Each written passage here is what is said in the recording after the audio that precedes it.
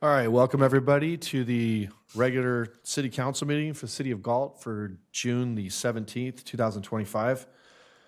Mr. Splendario, can I have a report from the closed session? Yes, thank you, Mayor. Council convened in closed session, provided direction to staff, and there is no reportable action.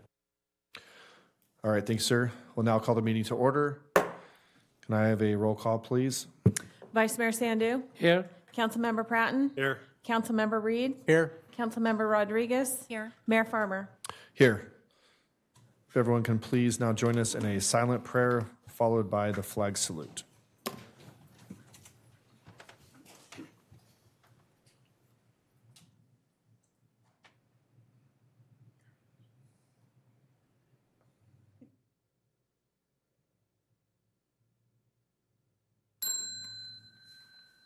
Salute, pledge. I pledge allegiance to the flag of the United States of America and to the republic for which it stands, one nation, under God, indivisible, with liberty and justice for all.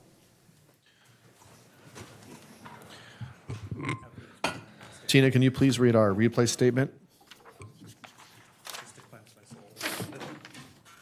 This meeting of the Galt City Council is recorded with closed captioning. The recording will be cablecast on Metro Cable Channel 14, the Local Government Affairs channel on the Comcast and DirecTV Uverse cable systems. The recording will also be video streamed at metro14live.saccounty.gov. Today's meeting replays Friday, June 20th at 9 a.m. and Saturday, June 21st at 9 a.m. on Metro Cable Channel 14. Once posted, the recording of this meeting can be viewed on demand at youtube.com/MetroCable14. All right, thank you. Now move on to item F, agenda approval, additions and/or deletions. Do I have anything from the council? No? All right, with that, we will move on to item G, presentations. The first presentation this evening is going to be the Galt Youth Commission, student member appointments, and the administering of the oath of office. Ms. Hubert? So first, we need council's appointment, and the recommendation is accept by motion the student member appointment selected by the Galt Youth Commission adult mentors and administer the oath of office. There were seven student member vacancies with a total of 11 applications received. The Galt Youth Commission distributed applications at school sites, posted on the city's website, and on social media. The following student applications were selected: Sophia Buzo, Savannah Maldonado, Gabrielle Akers, Estrella Diaz, Armand John, Trinity Holden, and Madeline Dulaw.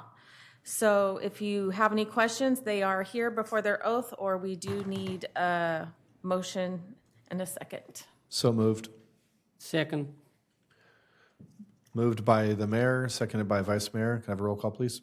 Vice Mayor Sandu. Aye. Councilmember Pratton. Aye. Councilmember Reed. Aye. Councilmember Rodriguez. Aye. Mayor Farmer. Aye. So if I could have the student members come on up front for your oath of office.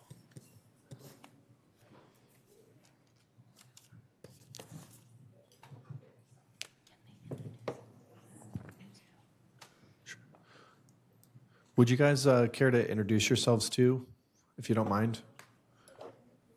Just maybe face the crowd. You guys can line up here and then maybe just start maybe over here with Gabrielle and then just say who you are and go that way.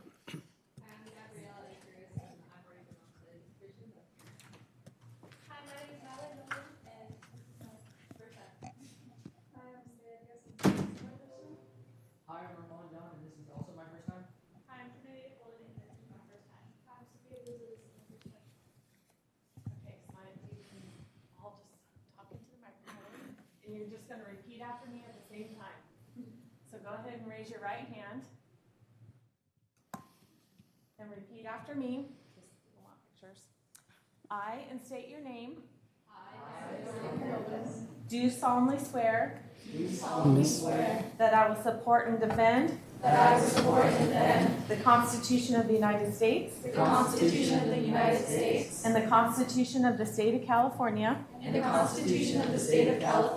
Against all enemies, foreign and domestic.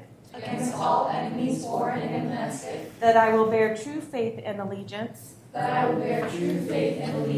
to the Constitution of the United States and the Constitution of the State of California,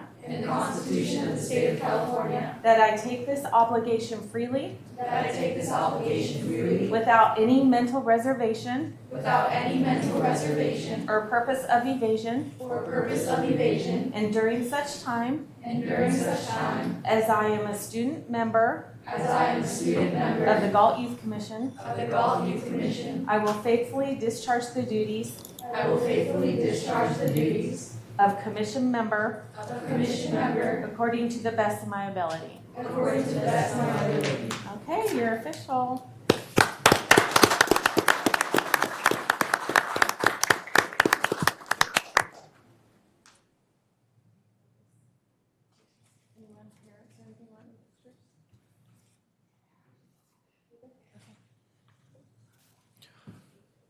I want to congratulate all of you, and thank you to the returning members too. We really appreciate your continued service.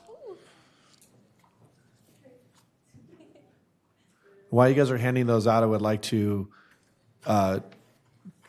give a shout out to our mentors that are here tonight. Mentor Harris, raise your hand.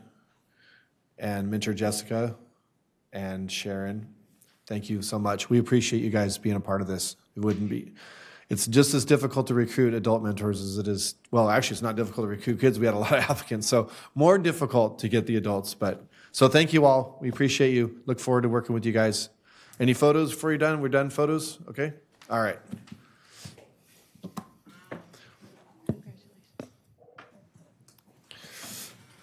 Counselor, want to say anything or we move on? Just thank you for being willing to serve your community. Yes. All right. Well, with that, we will move on to our second presentation, which is the Galt Youth Commission Annual Report to City Council.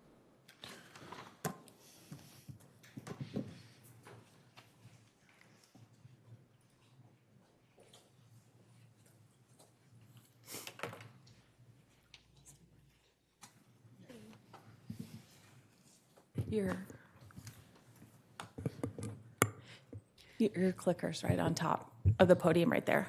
Sorry. This one? Okay.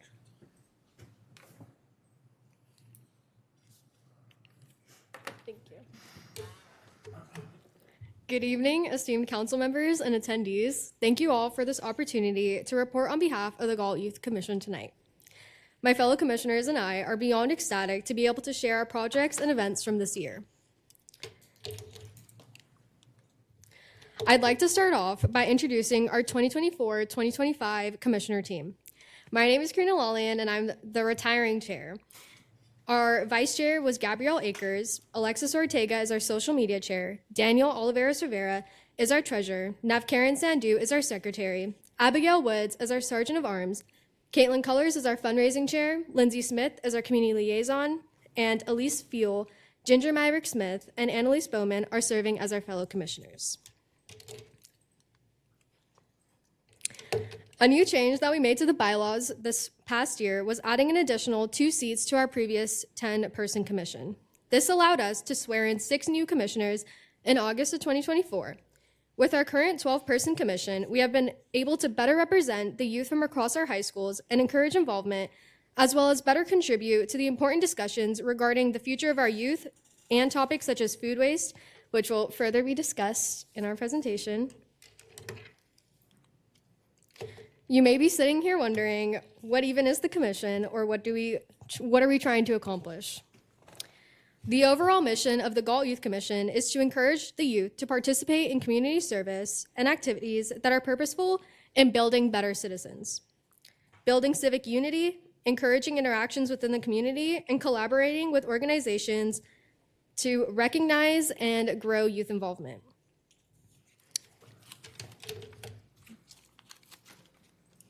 One of our first projects from this year was participating in the 2024 4th of July Parade. Building our float together fostered a sense of teamwork and creativity amongst us, which this project not only helped us engage with those along the parade path, but also strengthened our overall pride of Galt and lead an overarching theme that mark this year of forming genuine connections with our community through involvement and service. I'm now going to hand it over to Mr. Daniel Oliveros Rivera. Hi. In this event, we partnered with the A through Z Foundation in order to set up the Veteran Memorial Dedication Ceremony in Thornton. We helped spread mulch and pea gravel, set up tables and chairs, and decorate the area patriotically. This event was really helpful to our community and the youth because we were able to help celebrate our beloved veterans and also show the youth's presence in the local area. We also attended the National Night Out event and attended all 3 park gatherings. We worked alongside the local police department in order to help strengthen the bond between our community and our local police. We talked to many people and businesses who attended and were able to see their perspectives on the situation in our community. This was very beneficial as we were able to see and grow through the different perspectives of other people in the community and see how we could better the community by looking through a different lens other than our own. I'll now pass it on to Lindsay Smith.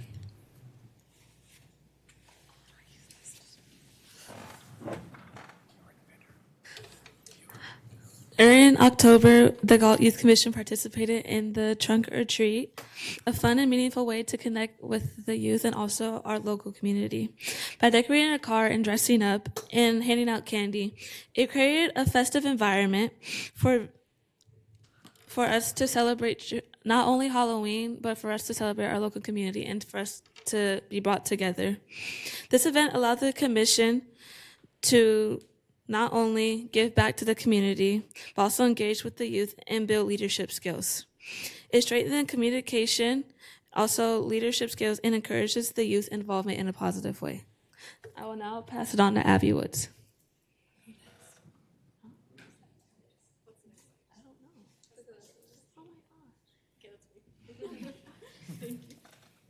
Okay, our last parade that we participated in was the Lighting of the Night.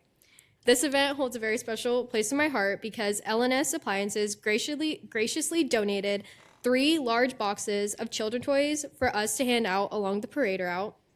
Throughout the parade, we were able to hand out over 300 toys to children, and seeing their immediate joy and surprise was the highlight of this event.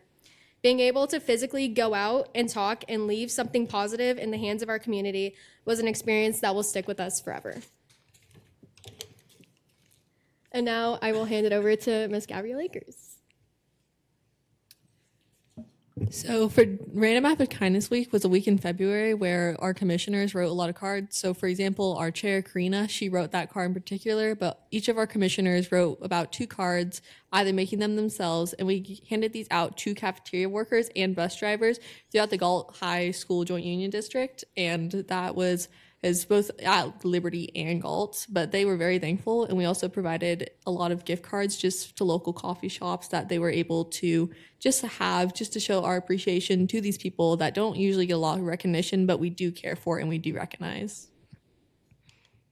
So. Another community event we participated in this year was Empty Bowls fundraiser. My fellow commissioners and I aided the event by serving various soups to the community and assisting the raffle. The Sunrise Food Pantry feeds between 3,500 people to 400 people in Galt every single month. Having this fundraiser was crucial for the new building being built for the food pantry. We were grateful for the opportunity as it has an incredible experience to be able to serve and help such a foundational part in our community, and hope to continue serving this event moving forward. Back to me. So basically, the Cal Waste Galt Youth Commission meeting was when we went when we were invited by Miss Klotz, Lisa Klotz, to the Cal Waste area or business. And here we learned a lot about just like recycling and why it's so important to have different recycling bins. And here we actually learned we got to provide our own input about how we want to bring recycling, food waste, and just like regular trash cans into our own schools, because I know at least at Liberty, we only really have one trash can that all of our food goes into. So the Cal Waste people really got our own input in this just to try and get a youth perspective ongoing and trying to help our world by reducing, reusing, and recycling. And we also got to see the facility where they just like dump all the recycling and they're sorting the trash. It was actually really fascinating to see.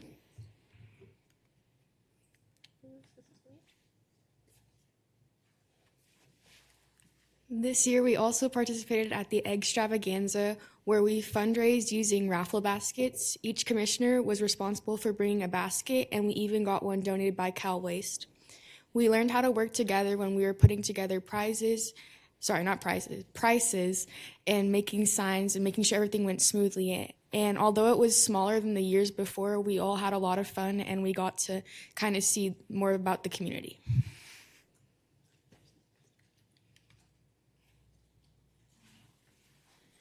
So this is my personal service project that I started back in September of 2024, and I went to a conference and created it. It was a Living to Serve plan, but the goal of this project was to revitalize an elementary school campus with the goal of just doing whatever the teachers needed, just doing what they needed specifically and asking and reaching out to them.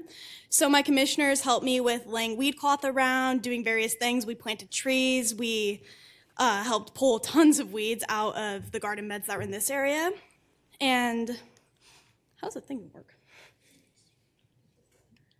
Oh, okay.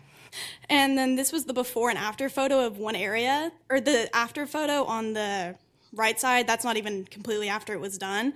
That was just most of the progress that we had done. And then we pulled more weeds, and I also received a $375 grant from National FFA. And I used this grant to buy the trees and things that I planted in another area for the teachers. And last but not least, I'd like to end off by reporting on our annual scholarships. This year, we took the decision to increase our budget by $1,000, creating 4 $500 scholarships and 2 $1,000 scholarships. And we were able to award graduating seniors at their senior award night. And we had what looks like a record number of applicants to our scholarship. Thank you all for your time. We can't thank you enough for giving us the funding and means to be able to serve our community in this way. We wouldn't be able to do this without you guys, so thank you. Thank you all. Thank you for each one of you. You did a great job. And you don't have to thank us. We want to thank you guys for everything you guys are doing. Obviously, you guys are very busy in the community, and I think the money that we earmarked, I don't know if it was last year, we increased the budget for commissions like you guys was money well spent for what you guys are able to do with that money. But you guys fundraise on your own and a whole bunch, and all the scholarships and all the things you do. So thank you so much. We appreciate all of you. Council members, anyone want to say anything? Yeah, I would like to make a comment on first of all, I would like to welcome and congratulations all the new student, the youth commissioner, and I also like to thank you. Some of youth commissioner, I know they already done the high school, they are leaving. Thank you for your service. Thank you. Yeah, go ahead. You want to go? No? Okay. I didn't know if you want to say Yes, that. again, thank you. Like Mr. Sandu said, thank you for all of your service. It's great to see you take an interest in our community, and we know most of you will probably go off to college and out of our city, but we hope you come back and sit up here next time. So. I just wanted to add that, the importance of the Youth Commission. I've been a mentor for, I think, 2 terms now, and I can tell you, and some of you senior members that have been on for a while will know that we struggled to find applicants for the youth at one point, and now we have to actually decide who doesn't get to come on, whatever. That's a huge change. And what I think that shows, at least to me, is that you guys are having a role model impact on the community, which is what I think is a big thing that you guys do. You don't doing it, you may not realize how much you're doing it, but people see you and they see what you're doing. And so you are a role model for your peers and your constituents and your fellow students. So I appreciate you guys doing all that. And hopefully, the commission just continues to grow and flourish like it is. So thank you again. All right.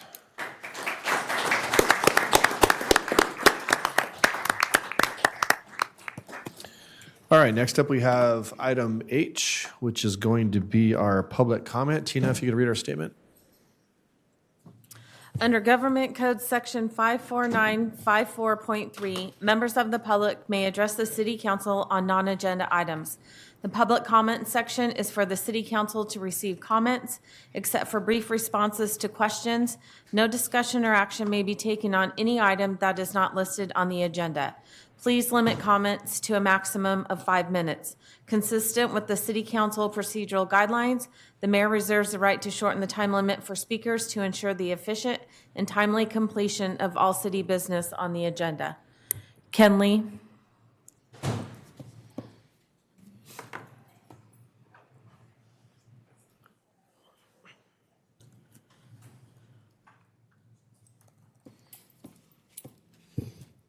Good evening, council members.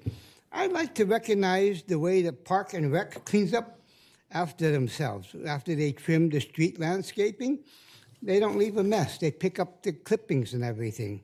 Unlike the private landscapers who blow everything into the streets and blow it into underneath the bushes. Being a senior who uses a walker, I see problems from a different angle. Usually, we are slumped down a foot when we walk with a walker. So basically, it's beneficial to the wheelchairs that landscaping at the corners, like the C Street corridor on D and 4th, and the crossing point, that the 3-foot height is maintained on the landscaping, because you can't really see somebody coming out at the crossing point. I take it slow because when the light's flashing, it tells me somebody's coming. And so if it was lower to 3 feet, we can see somebody in a wheelchair, basically somebody in a walker. Because a lot of us from the Galt place, we take walks daily. And so it'd be much safer for us. The flashing crossing signal at D and 4th in front of our building does slow down the traffic. But the people going to the Velvet Grill, they don't use the crosswalk. They just jaywalk. So, I mean, it's there for their use. And I'd like to thank the city for leveling the sidewalks and the improved brickwork leveling on C Street corridor. Now, basically, we don't hit it with our walkers and stuff, and it's clear sailing down this, because you guys did that within a week. We adjusted the bricks and grinded down the thing. I'm not picking up any more seniors off the street that hit it and fall on the ground. Thank you. Thank you, Mr. Lee. And I do appreciate your compliments and your positive feedback. Thank you. No more public comments. All right. With that, we'll move on to item I, which is reports by city council members on regional boards, commissions, and committees. We'll start with Mr. Pratt. I just had one that we don't do in June, LAFCO, so we did not have a meeting, and that's the only thing between the last meeting and this one. All right. Vice Mayor Sandhu. Thank you, Mr. Mayor. This time I did attend a couple of meetings. The first meeting I attended on June 13th, that was the Sacramento Metropolitan Cable Television Commission. That was a very normal meeting, but there's a couple of things we discussed on that. One thing, conduct a public hearing and approve the fiscal year 2025-2026 preliminary general budget. The second thing, we formation of Sacramento Metropolitan Cable Television Budget Priority Ad Hoc Committee. The reason we decide as a board to make an ad hoc committee, because we all know the cable television, their budget going down for next 2 years. The cable television, their business change. Now, in these days, the people doing is a different kind of, you have the streamline. So that's why they make a ad hoc committee to see how we prioritize the budget. So they appointed, I think they 6 members, so they can make a decision next couple of years how we can change it. And the second meeting I attended on June 9th, that was South Sacramento Conservation Agency. There was a couple things, couple agenda item. One is adopt fiscal year 2025-2026 budget. And on the budget, there was like in total expenditure was 21 million, and there was a total revenue was very close to 21 million. And I did ask the question to the executive director because she does not break down on the budget. And she promised me she can send me the breakdown budget, and I certainly next meeting when they I bring back to here. The second thing, we did approve amended of economic planning system agreement. There's the annual fees update. That's why every city, every county, they do it according to CPI. So there can be a little bit a fee increase on all new project. Thank you, Mr. Mayor. That's the only two meeting I attend this time. All right, thank you, sir. Councilmember Reed? I have nothing. Councilwoman Rodriguez? I also have nothing. All right, thank you. And I myself actually have nothing to report either since last meeting. So with that, we'll move on to item J, which is our information consent calendar. It is recommended that items 1 through 8 be acted upon simultaneously unless a separate discussion and/or action is requested by a council member. I believe Ms. Hubert has a statement regarding item J2, which is the minutes of our last meeting.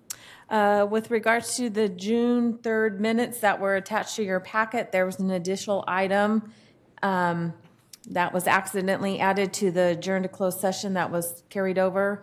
It is going to be removed and posted correctly with that item removed. All right, thank you for that clarification. So is there any items on the consent calendar wish to be removed by council? I'd like to remove item 3. Item J3, the ant pallet cleanup, okay? And Mr. Mayor, I don't like to pull the item J4 and J5. I might we have just for the clarification from Mr. Griffin. Okay, so we're going to pull items 3, 4, and 5? Is that correct? No, I don't want to pull the item, but I just want to have the question asked. Got you. Okay. So I'll need a motion to approve items J1, J2, 6, 7, and 8. Those items briefly are receive and file warrants for June the 5th, minutes of the regular meeting from June 3rd. Item 6 is going to be the Galt Landscaping and Lighting District's Engineers Report. Item 7 is going to be the fiscal year 24-25 accounts receivable, write-off uncollected amounts. And item 8 is the City of Galt investment policy for fiscal year 25-26. Do I have a motion to approve those items? Mayor, may I, since it sounds like the vice mayor is not intending for that to be pulled for separate action, I'll just go ahead and ask him. you now. can have him ask the question now, and then you can do a And then- motion for 6 and Okay, 7. go too. ahead and proceed. Yeah, on the item J4, Mr. Griffin, just on the report is say that the special tax increase by the CPI 1.5, then it say 2.4. What's that difference? If you can explain to. Yes, Vice Mayor. So the CFD has a minimum annual increase of 1.5%, regardless of what the CPI is. In years where the CPI exceeds 1.5%, as it did for this year, council has the option of choosing or selecting the actual CPI, and the CPI this year was approximately 2.4%. So staff's recommendation is to go with the actual CPI noted for this year, which was 2.4%. Okay, so that's mean council have the authority to, if we can do the increase from 1.5 or 2.4, but the staff decided to recommend for maximum tax increase on all the new parcels, right? That's a very right statement. Yes. So again, the reason is, that should we increase by less than the CPI in future years, those costs that this CFD covers, we will no longer have sufficient, we likely will not have sufficient revenues to cover those costs for parks, for landscaping maintenance, for a CSD fire to provide fire services, for PD to provide police services, and for Public Works to provide street and other maintenance services. So that's the reason we recommend keeping it at the CPI, is so that we do not follow behind in the necessary revenue to provide these services. Thank you. And might be the same region on J5, right? Yes, Vice Mayor, that is correct. All right. The reason I was asking, the CFD, as a public CFD 2020, these new development, these new houses, these new citizens can coming to this town, their property tax is much higher than we already have the houses there. That's kind of why I want a clarification. I do understand, and we want to get the maximum tax increase, whatever we can. Is that correct? Yes, again, you're right. The council has purview to decide whatever rate adjustment they desire. But that's All the right, rationale. thank you. I just want to make sure it's clarification, Mr. Mayor. So Frank, could I make a comment on that without pulling it, or do I need to? It's really when you want to pull it for separate action. So if you just want to make a quick comment, get something on the record and clarify. Now, if the questions turn into more questions and then you're not, Right. you want to pull for Okay. separate action, you can still Well, do I just that. would like to make a statement regarding it. Does anybody have any interest in pulling the item or no? Okay. Yeah, I just want to piggyback on what the mayor said, just for clarification for the public. This CFD is for the new developments. These were formed as really before any of the houses were even built, and the new developments, and this only pertains to the new developments. The whole purpose of this was to really kind of correct what had been happening with the failing lighting landscape districts, which have no CPI escalator. Those have become insolvent, more or less, I guess, lack of a better term, and they don't make enough money to cover the costs. So moving forward, it was a very good idea for the council to create a new cities facilities district, which were not bound by the same restrictions of the lighting landscape districts. So these are not taxes that are being put on people, existing neighborhoods. These are the new neighborhoods. These are the new developments that are coming online. I, for one, think that if the CPI is 2.4, that we should go with that, because if we don't, then I feel like over time we're going to find ourselves in that same behind money-wise as we did before. So just wanted to, so if those watching at home or whatever would understand exactly what we're talking about. So. Just so, can we specify what those two areas are? I know we have them as CFD, 2020-1 and 2020-2, but Could so you give us everybody just that a- doesn't understand what those Just a numbers brief mean. overview, give us some idea of some of those areas, what they are. Yes, CFD 2020-1 consists of 8, 9, or 10, forget the exact number, newer subdivisions, starting with Dry Creek Oaks. I'm sorry, not Dry Creek Oaks, Veranda. It was either Veranda or Dry Creek Oaks was the first one. So everything subsequent to Veranda, Dry Creek Oaks, those are the newer subdivisions that are part of CFD 2020-1. And then CFD 2020-2 is specific to Liberty Ranch. Right. So we're talking about Veranda was first, and then we have, I don't know if any of them are online since then. Dry Creek Oaks, Dry Creek Oaks, Cardoso, right, Dry Creek 1, 2, Oaks, yes. Cedar okay. Flats, yes, Catarina, a lot of those, several of these have now fully built out. Yeah, and then all subsequent, and then all the newer ones like Liberty Ranch is specific to just -1, right? So Liberty Ranch has its own, it's CFD. So all the other ones that are coming 2020-2. online in the other places, those are going to be in the 2020 dash, the Dash first 1, one. correct. Right. So, yeah. Okay. All right. So I'll be looking for a motion to approve items 1, 2, 4, 5, 6, 7, and 8. Do I have a motion to approve those? Move. Moved by the Vice Mayor. Second. Second by Councilmember Reed. Can I have a roll call on those items, please? Vice Mayor Sandu. Aye. Councilmember Pratton. Aye. Councilmember Reed. Aye. Councilmember Rodriguez. Aye. Mayor Farmer. Aye. Approved 5-0. We'll now proceed with item J3, the ant pallet cleanup. Ms. Rodriguez? I just have a couple clarifications and a change request. Let's start with the resolution. That's, I think, pretty easy. On the resolution let me get to it really quick, just where it says, Section 1 authorizes an appropriation of $250,000. If we could change that to up to, I know you won't overspend, I get that, and won't, if you have $250,000, I know you're not just going to go and spend $250,000. But I think that might make people feel a little bit more comfortable if it just says up to. So that's the easy part if everybody agrees to that. And then I just want to do some clarification because I personally received an email from a concerned person. In fact, I do want to ask, do we have a speaker on this? Yes, we have public comment. So can we do that first and then, is that okay? Sorry. Yep, sorry. Let's call the public comment in a minute. I wanted to make some comments too first before we do that. Okay, go ahead. Well, you know what? Actually, it's fine. I think some of the questions are going to be redundant, but let's go ahead and just go to public comment. Harry Wenzel?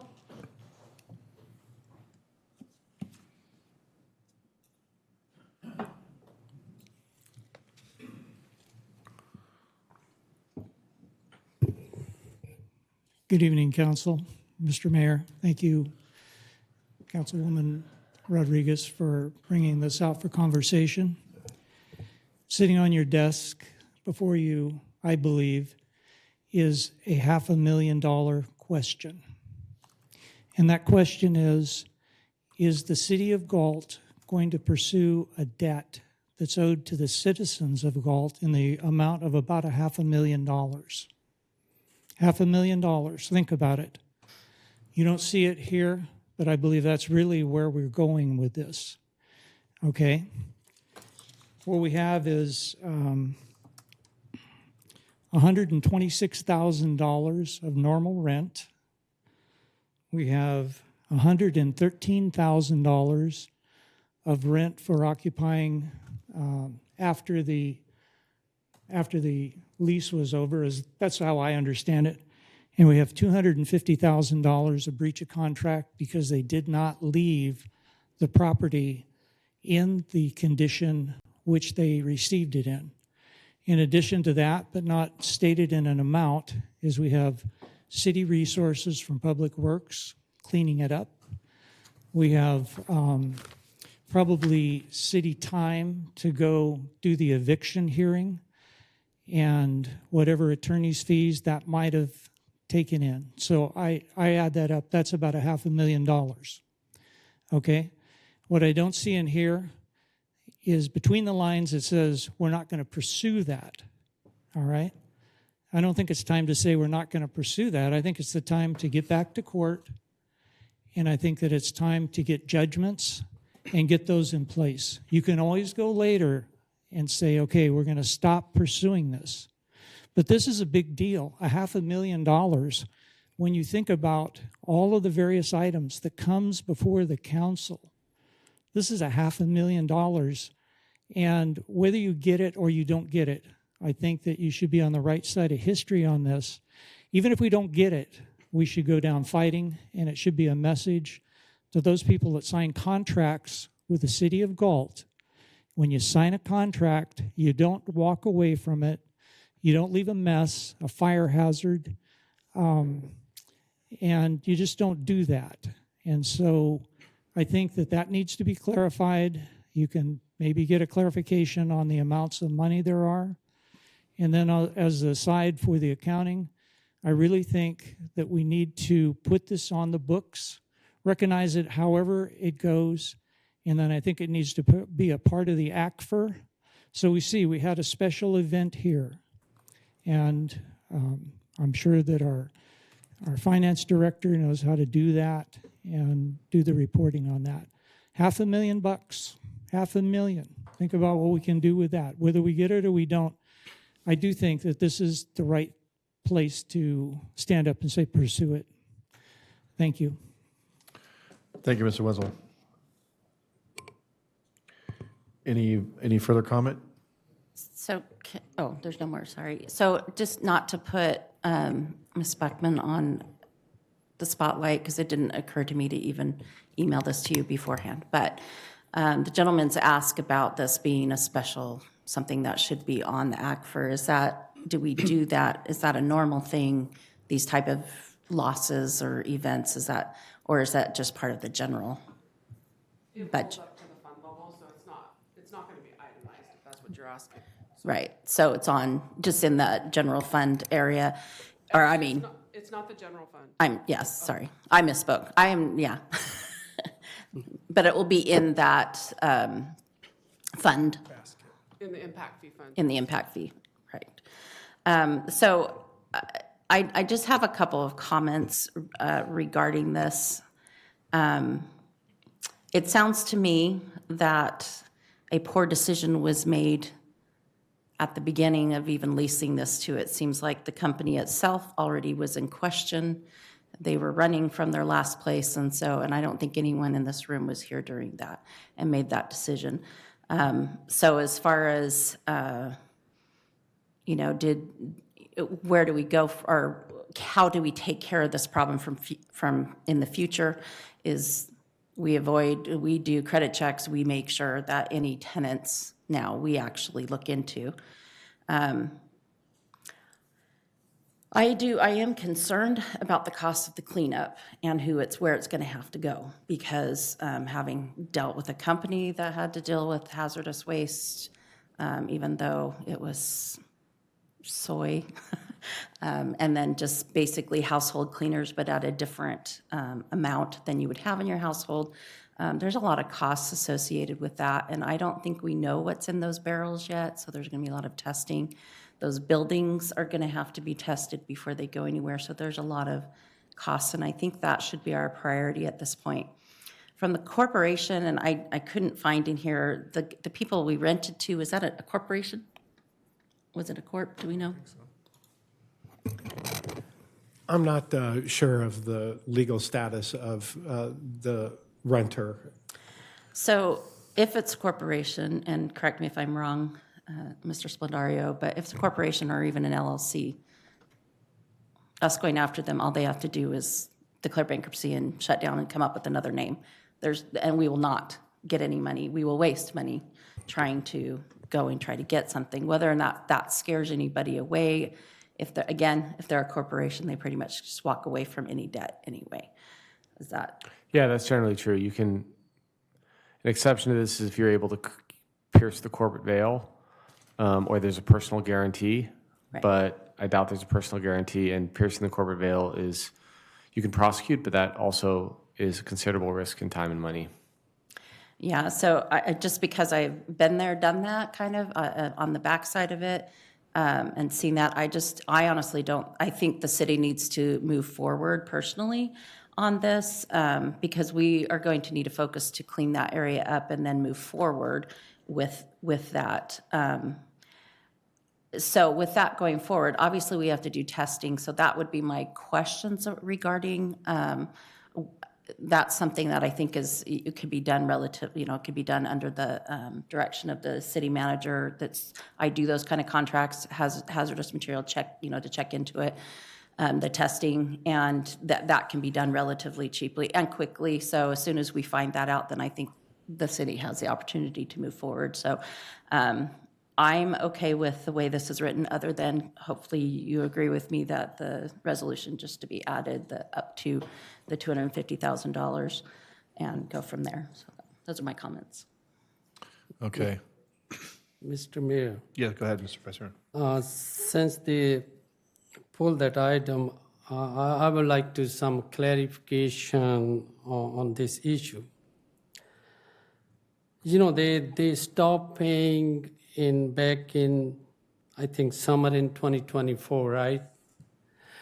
And when they stop paying, and we have a lease on that property, right, Mr. Griffin or the city manager, right? So when anybody stop paying the rent, what kind of process, proactive process we use to on that day when somebody is scheduled to pay the rent?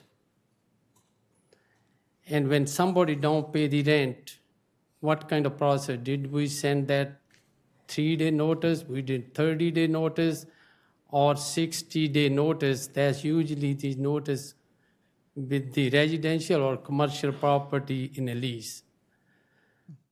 So can you might be somebody explain how we end up, we well vectored, if we know from summer of 2024 and we end up vecting almost take a year, can you somebody explain what kind of proactive process we use to do that, please? I'll give a start, and I'm going to look to our city attorney to add to what I'm elaborating on. So yes, the contract has a specific breach of contract clause. So there were a number of notices given to the owner listed in the contract for breach of contract and requirement to pay, to follow the terms of the contract before we would start the eviction process. You know, I'm going off memory. I want to say we sent out 3 to 4 notices before we then started more of the formal eviction process. So the first notice you send, how many days after when they don't pay the rent? What might Would be, have- it's in a document, right? It is, I'm going off memory. I want to say we sent the notice out probably 15 to 30 days after they missed their first payment, and probably closer to the 15. Okay.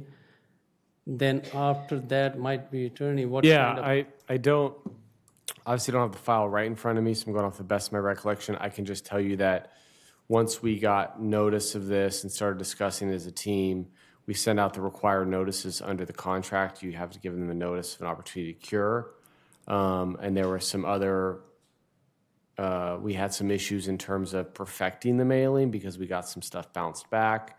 And so we wanted to make sure that they didn't show up at court and say, well, we didn't get effective notice.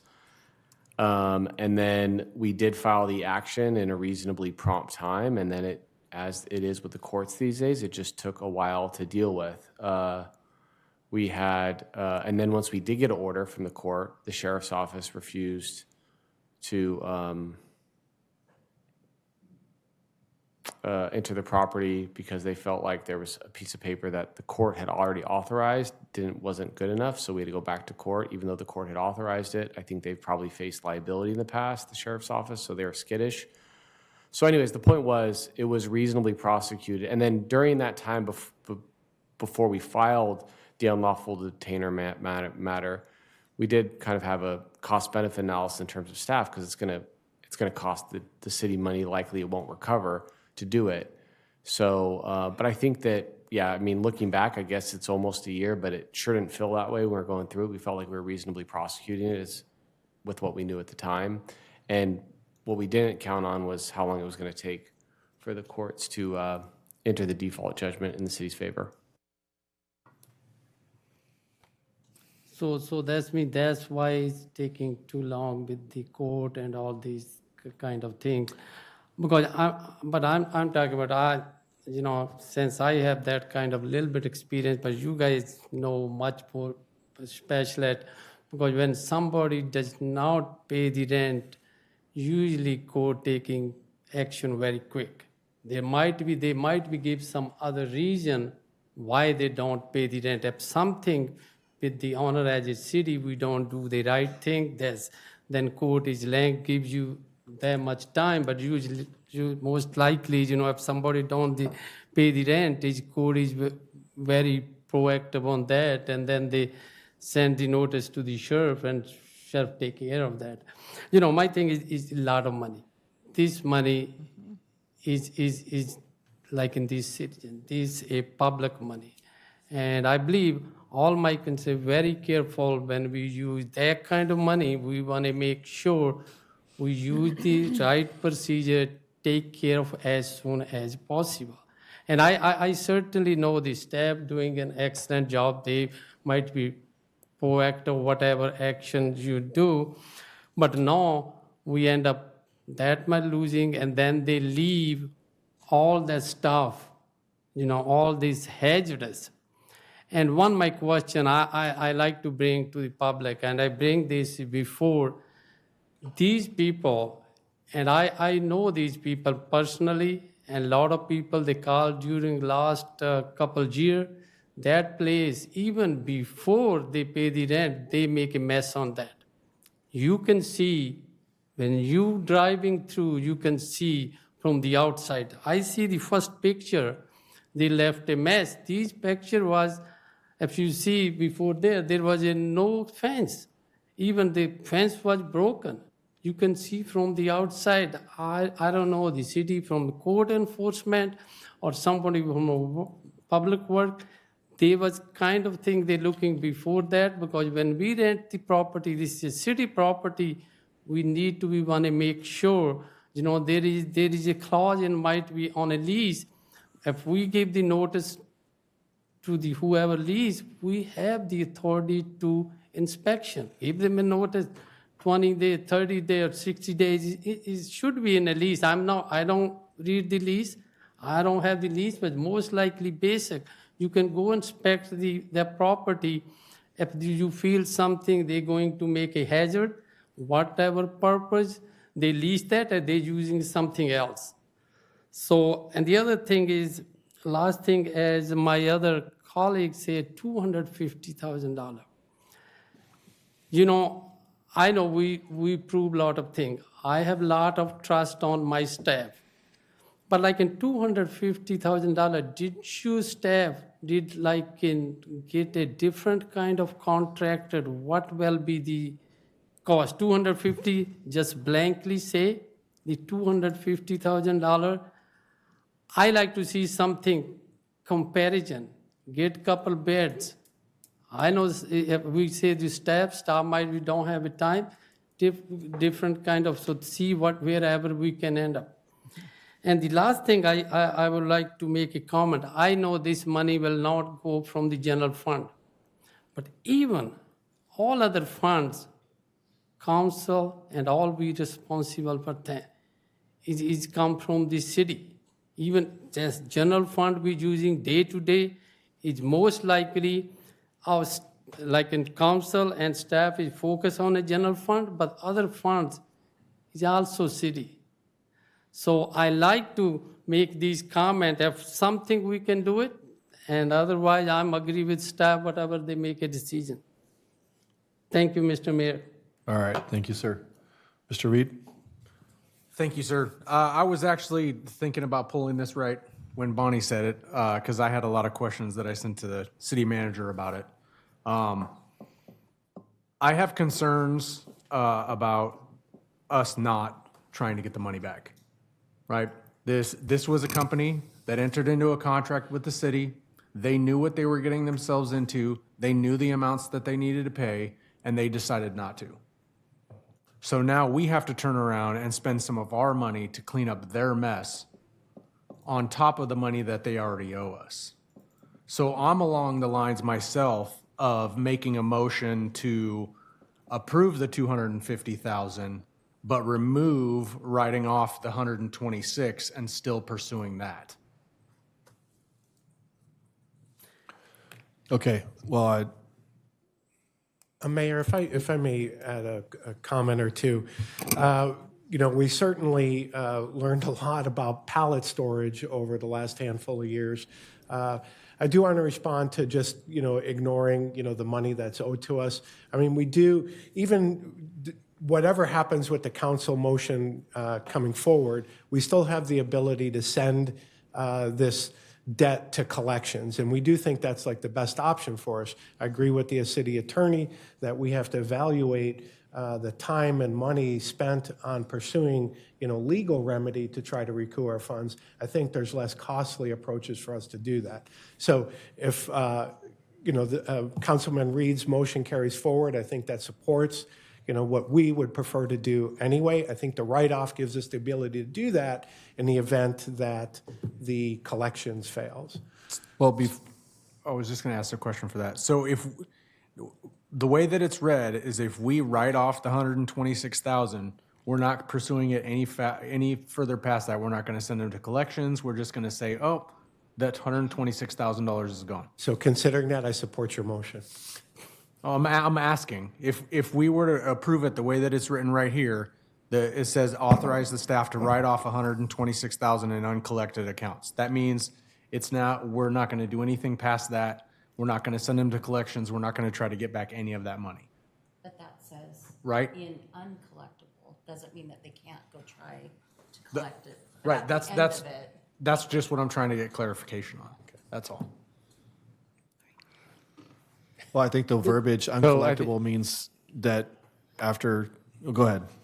I was just going to say, and Penny, you can correct me if I'm wrong, but I think the write-off is purely for an accounting purpose. It's for the books. I don't think it means that we are legally prohibited from doing what we can to make that separate decision later to try to recoup that. Obviously, if we did make that decision later, we would have a bit of revenue at that point because we've written off that amount. But I don't think we would be legally prohibited from pursuing that through some separate action just because we've written it off for accounting purposes internally. You're right. I don't think it would prohibit us to, but I'd rather just revise the motion and leave it on the book so we can try to collect it through collections and then write it off if we can't do that, if that's the motion. So I'll revisit my motion.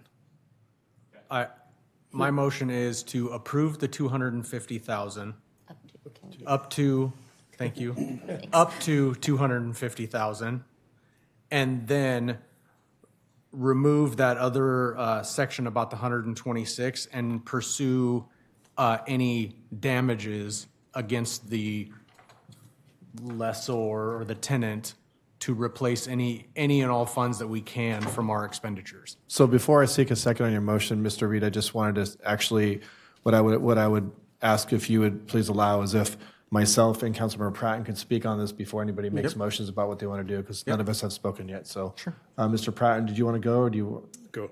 Okay. So first I want to thank Mr. Wenzel for, your comments and reaching out to us. I did speak to him on the phone as well. He did email the council. And I did have a conversation with Mr. Rice. A little background on this. The decision to rent to this bad tenant, we'll call it, was pushed by a former department head who's no longer here. I know for certain that our assistant city manager, Mendez, and our current city manager, Mr. Rice, were adamantly against renting to this person and were favorable to another tenant. But it didn't work out that way because of prior leadership. But that is all under the water under the bridge. But what I look at this in a little bit different way. And first, let me ask you questions. So, Mr. Griffin, we've collected $372,972 in rent on this property since April of 2018, correct? Yes, that is correct. Okay. So the $126,000 uncollected is basically the months that they occupy the property that we didn't collect that, right? That is so for- potential. That was potential money we could have collected. We didn't. Didn't actually come out of our pocket. It just didn't go into our pocket. I'm just looking at a different perspective here. The $113,000 in the other damages, which is daily rental value, $216 per day, $522. This is also. So what I'm getting at is $126,000 and $113,000 is not actual. It's lost revenue that the taxpayers could have collected, but it wasn't, we didn't actually lose that money out of our funds. We just didn't collect it. It would have been the same as if the property sat vacant for all that time. I just want to state that. What I'm thinking here is that, and again, I have a question about the 250, so I'll revisit that in a minute of the cleanup costs, but we collected $372,000, so we're actually using the tenants' own money to clean up their mess, which is unfortunate that we have to do that.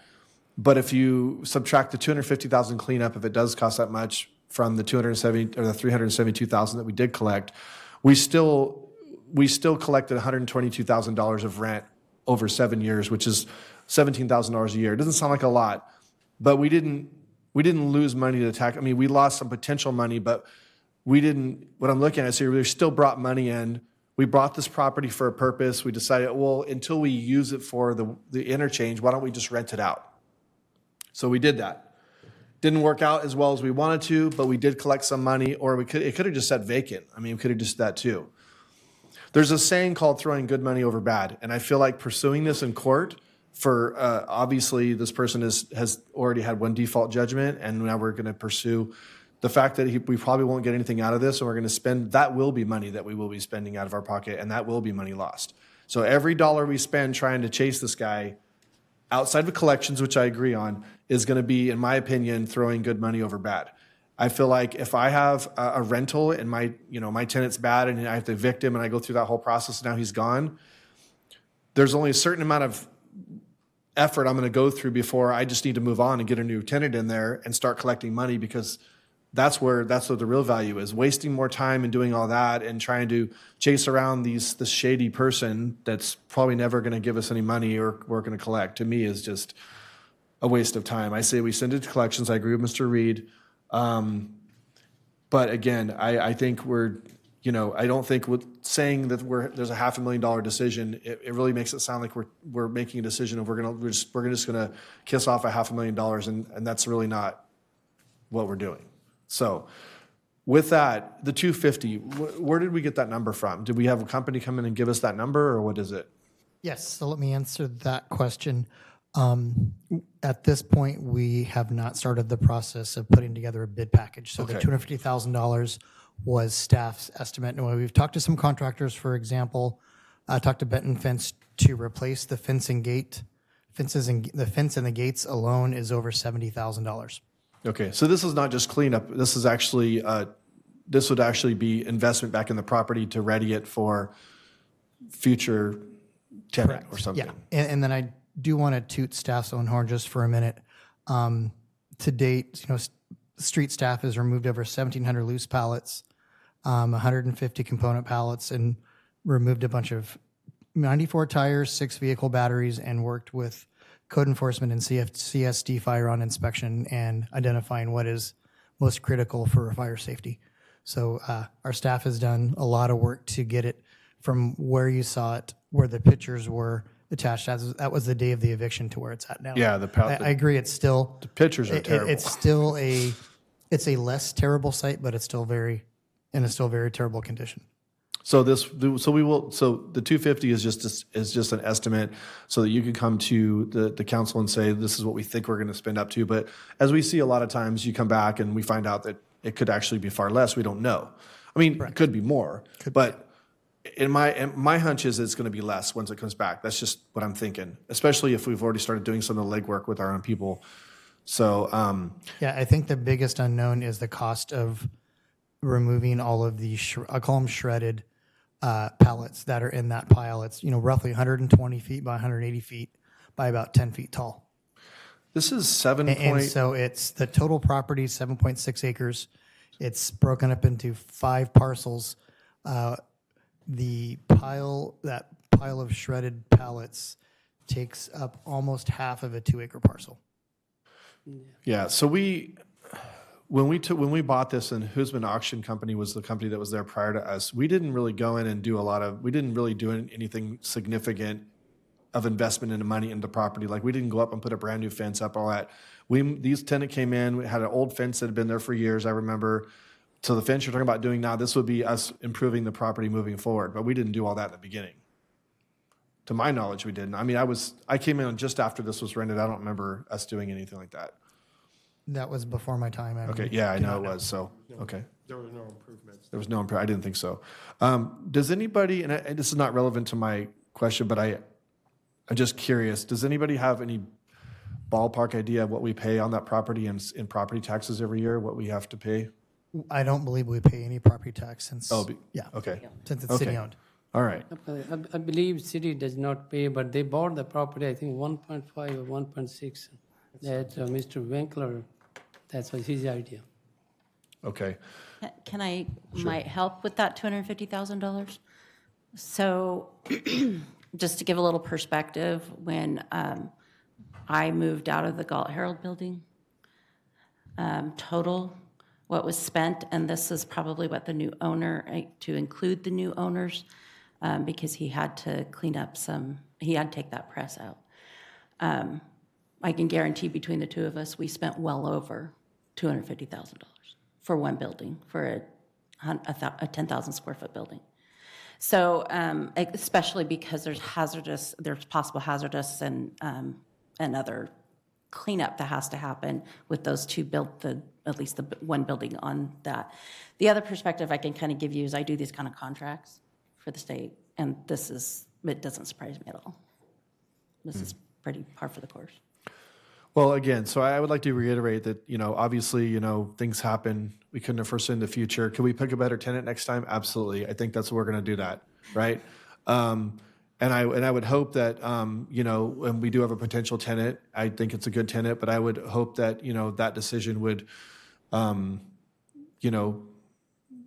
we can all share in that decision making, so we can all be culpable of who that is. But I think, looking back, I mean, we collected some money on it, not as much as we had hoped to, but I'm sure in the heck don't want to spend, real money from attorney's fees and everything else on top of where. So I think we move on, we deal with this, and we send it to collections, and if we're lucky and we get anything, great, but I don't think we should hold our breath on that.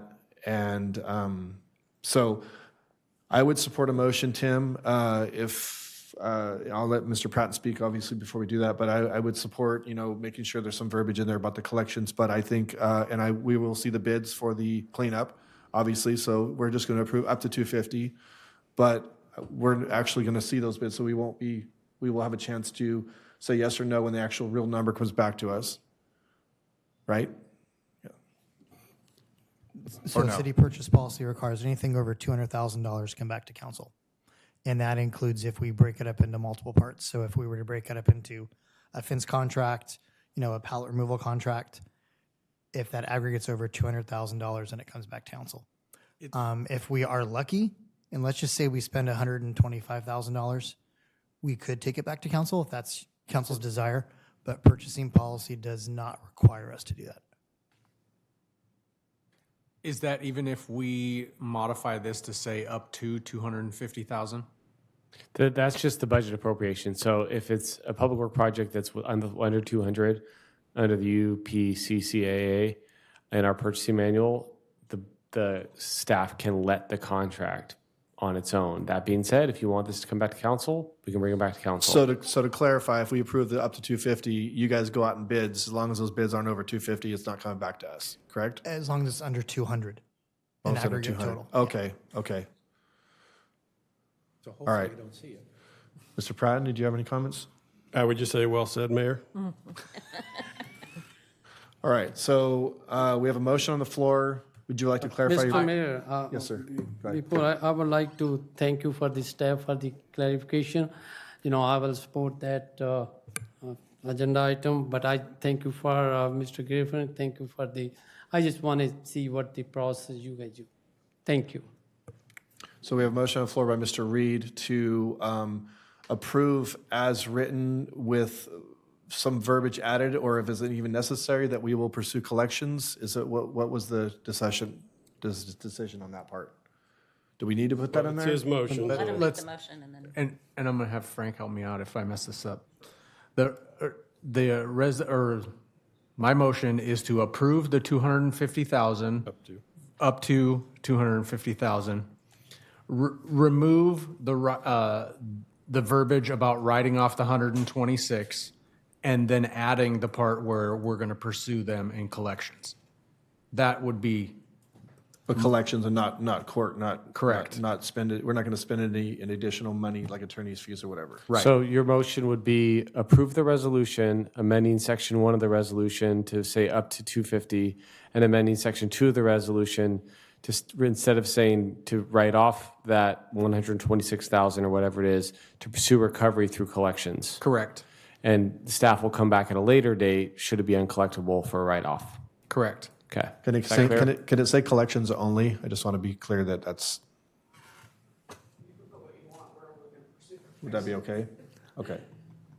Yes. Okay. Collections only. Okay. Well, with that, I will second Mr. Reed's motion, if there's no further discussion. I just have a question, sorry. Do we do our own collections, or do we just sell them off? We contract them out. That's what I thought, okay. All right, we have a motion by Mr. Reed, a second by the mayor. If there's no alternate motions being made, I'll ask for a roll call. Vice Mayor Sandu. Aye. Councilmember Pratton. Aye. Councilmember Reed. Aye. Councilmember Rodriguez. Aye. Mayor Farmer. Yes. A motion is approved to 5-0. All right, moving on to item K, scheduled notice of public hearing Item 1 is going to be the midterm budget and the related items. Ms. Buckman. Actually, Carlos will be presenting tonight, the midterm budget. Welcome, Mr. Solario. See, we got you a fancy name badge tonight and everything. I appreciate that. Thank you. Good evening, Mayor Farmer and members of the council, everyone present. So what I'll be presenting to you today is the midterm budget for fiscal year 25-26. Our agenda for this presentation includes an overview of the budget process, our projected fund balances after this budget, benefit cost adjustments, citywide personnel request, incentive and merit increases, and the meat and cheese, which is revenue and expenditure projection updates.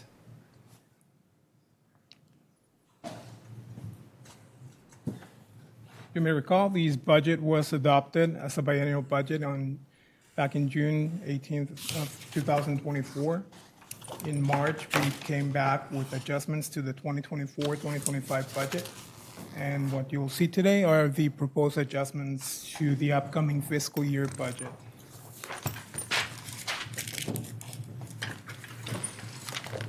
Big picture view of this midterm budget and what it means citywide. We're looking at a balanced budget for general fund and special revenue funds. We do anticipate use of fund balance in some of the utility and impact fee funds. So that drives an overall net use of fund balance of $12.2 million in fiscal year 25-26. The use of fund balance in this budget is appropriate. For example, with the utility funds, you'll notice that we are utilizing fund balance in the storm drain, water, wastewater funds. These are legitimate uses of fund balance that are currently built into the rate model for utilities, for water, wastewater, to comply with upcoming and existing state mandates, as well as with ongoing maintenance of these facilities. Similarly, in the impact fee funds, you'll notice the use of fund balance. These are funds being utilized for projects that the city proposed or promised to construct as a result of new construction. So when developers come forward to us and say, we're going to build this much, we say that's going to create an impact to the community. Therefore, we need to do A, B, C, D and collect these fees from you. Now, what you see on these impact fee funds is the city enforcing and making use of those funds for the projects that it said it was going to bring forward. Any questions on the big picture view? I will get to the details on what's included in each one of those funds. Yeah, if any council member has questions during his presentation, just jump in. You don't have to ask me to speak. Just go ahead.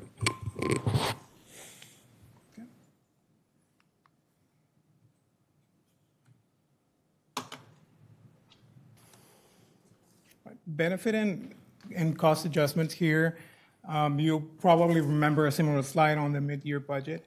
These represent new benefit rates provided to the city during the summer. So when medical rates become available to the city, that's past budget adoption around the month of September or so. When we adopted the budget, we were looking at different rates. Now that we have the actual rates that we're currently paying, we've updated the budget. Keep in mind that this summer we will receive new rates, and if these are higher than what we budgeted, we will come back at a mid-year budget with any adjustments.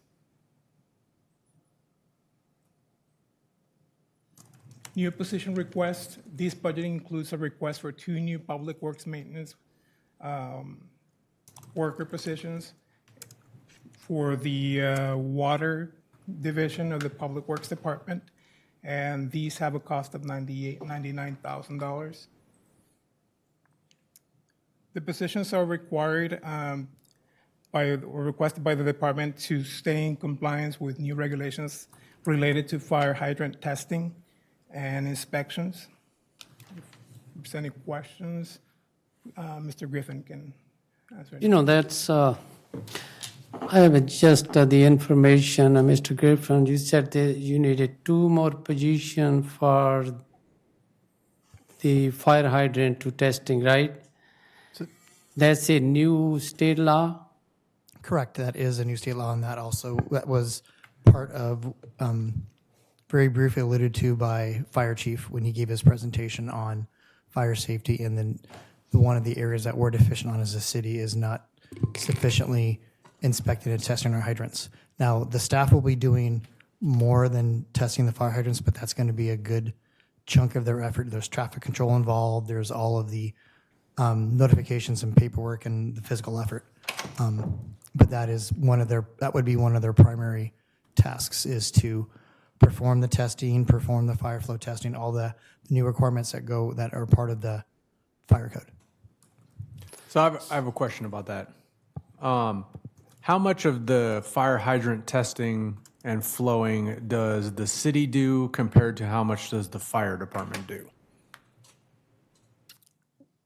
We do not do any inspection or testing of our hydrants at this time. And any fire flow testing that's been done in the past has been done by the fire district, but those are very rarely performed, only where asked for by new development projects. So this would require, the new guidelines will require us to perform more testing than is currently performed in support of new development projects. Right. So I guess my question is, are we going to require them to do any of it? Because other jurisdictions that I've been in, the fire department takes part of that responsibility to help alleviate some of the stress on the public works. We've had challenges in the past with them operating our system and then causing damage to our system when they're done. Could we use them? Yes, we could. That is not our recommendation. Our recommendation is to have our own staff who are properly licensed to operate the water distribution system, perform those tests. And again, it gives a water system team also flexibility in providing other maintenance needs in addition to the fire flow and the fire hydrant testing and inspections. If I may add too, I think some cities that have their own fire department do have the fire department assist with testing, but in a case where you have an outside agency that provides the fire service, we have ownership of the fire hydrant, so it's really ours to test. Right. And we don't have, there's no verbiage in our contract with CSD that says that they're supposed to be doing the testing. That's correct. Just want to clarify that. These two positions, Mr. Griffin, the cost for both the positions combined is $99,845? Just want to clarify. Doesn't sound right. Is that with benefits and everything? Yeah, so that's with benefits and everything, it costs $100. So basically, we're looking at like $50,000 per position. That's with benefits and all the stuff that's included with that. Yep. So these are, for lack of a better word, these are kind of entry level ish positions, these are right? Public works maintenance worker, one entry level. Worker positions. one, right? Got it. I should have just looked at that. Yeah. Okay. So the other thing, Mr. Griffin, the state required to do these fire hydrant every year, or what their requirement? Did you already get their instruction, or just? I'm going off memory. I want to say we have roughly 1,000 hydrants in our system. We're required to test every other year or 4 years, I believe. So, we're looking at 4 or 5 years, so roughly looking at 200, 250 tests per year. But we also need to go and physically and visually inspect every hydrant. So there's an annual inspection, and then there is the fire flow testing, which is every 4 or 5 years. Thank you.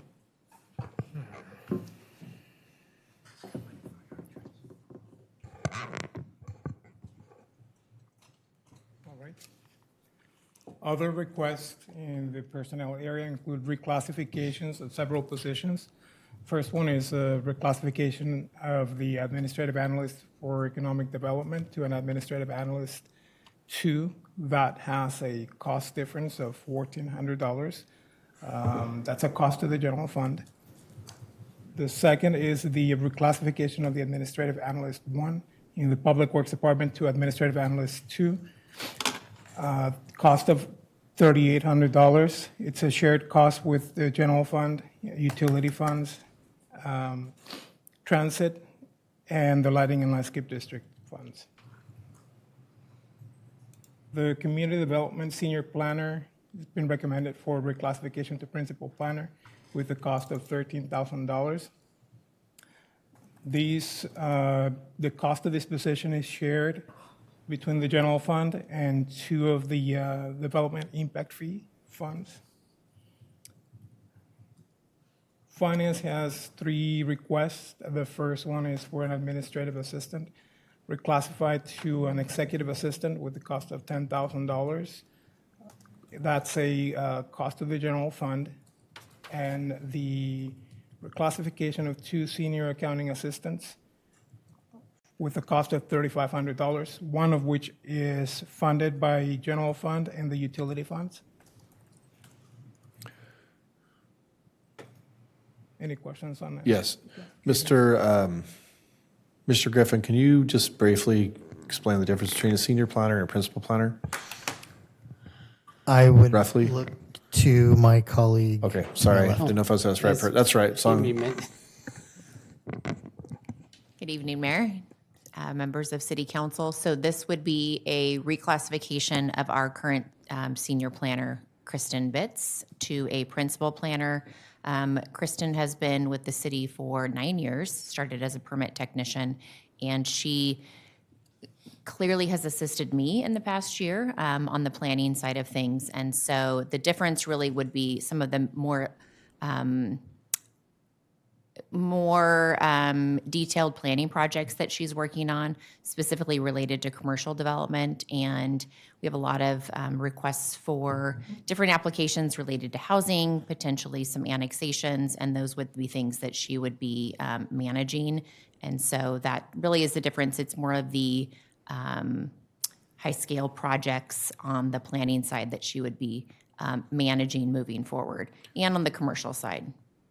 So I know sometimes, I was going to say typically, but I don't think it's typical all the time. But in some instances in the past, we've done some reclassifications because we had people actually doing work at the other level, but they were in the lower position. So they were actually doing, were starting to do, or had been for some time doing some of the workload that was for the other classification, but not being paid for it. And so that's why we would do that. Would that be the case in this here, based on what you said about?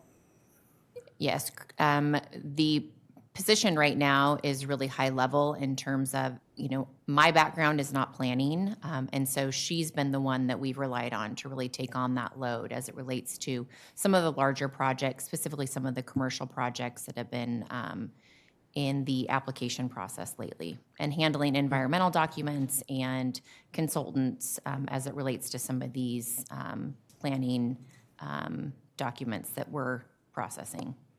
So this is not a scenario, we're not going to be backfilling, are we going to be backfilling the senior planner position, or is this just more about the level of work that she's doing is more in line with the classification of the principal planner as it exists in our hierarchy right now? Yes, you are correct in the latter. She is definitely handling more of the more advanced planning projects. The position will not be backfilled. There's no plan to do that. Okay, thank you. I don't know if you can help answer this, Penny, but my next question would be on the 3 finance positions. Could you just briefly explain for the council about these position upgrades, or what they are, kind of just a quick?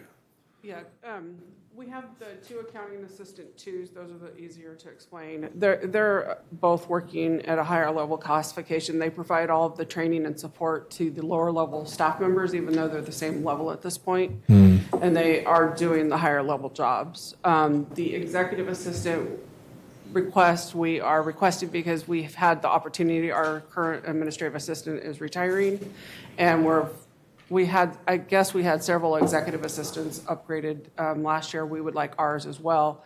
Our plan is to use them for contracts, council reports, developing policies and procedures, and providing support to not only me, but the budget manager and the accounting manager, and also helping with budget development. Okay.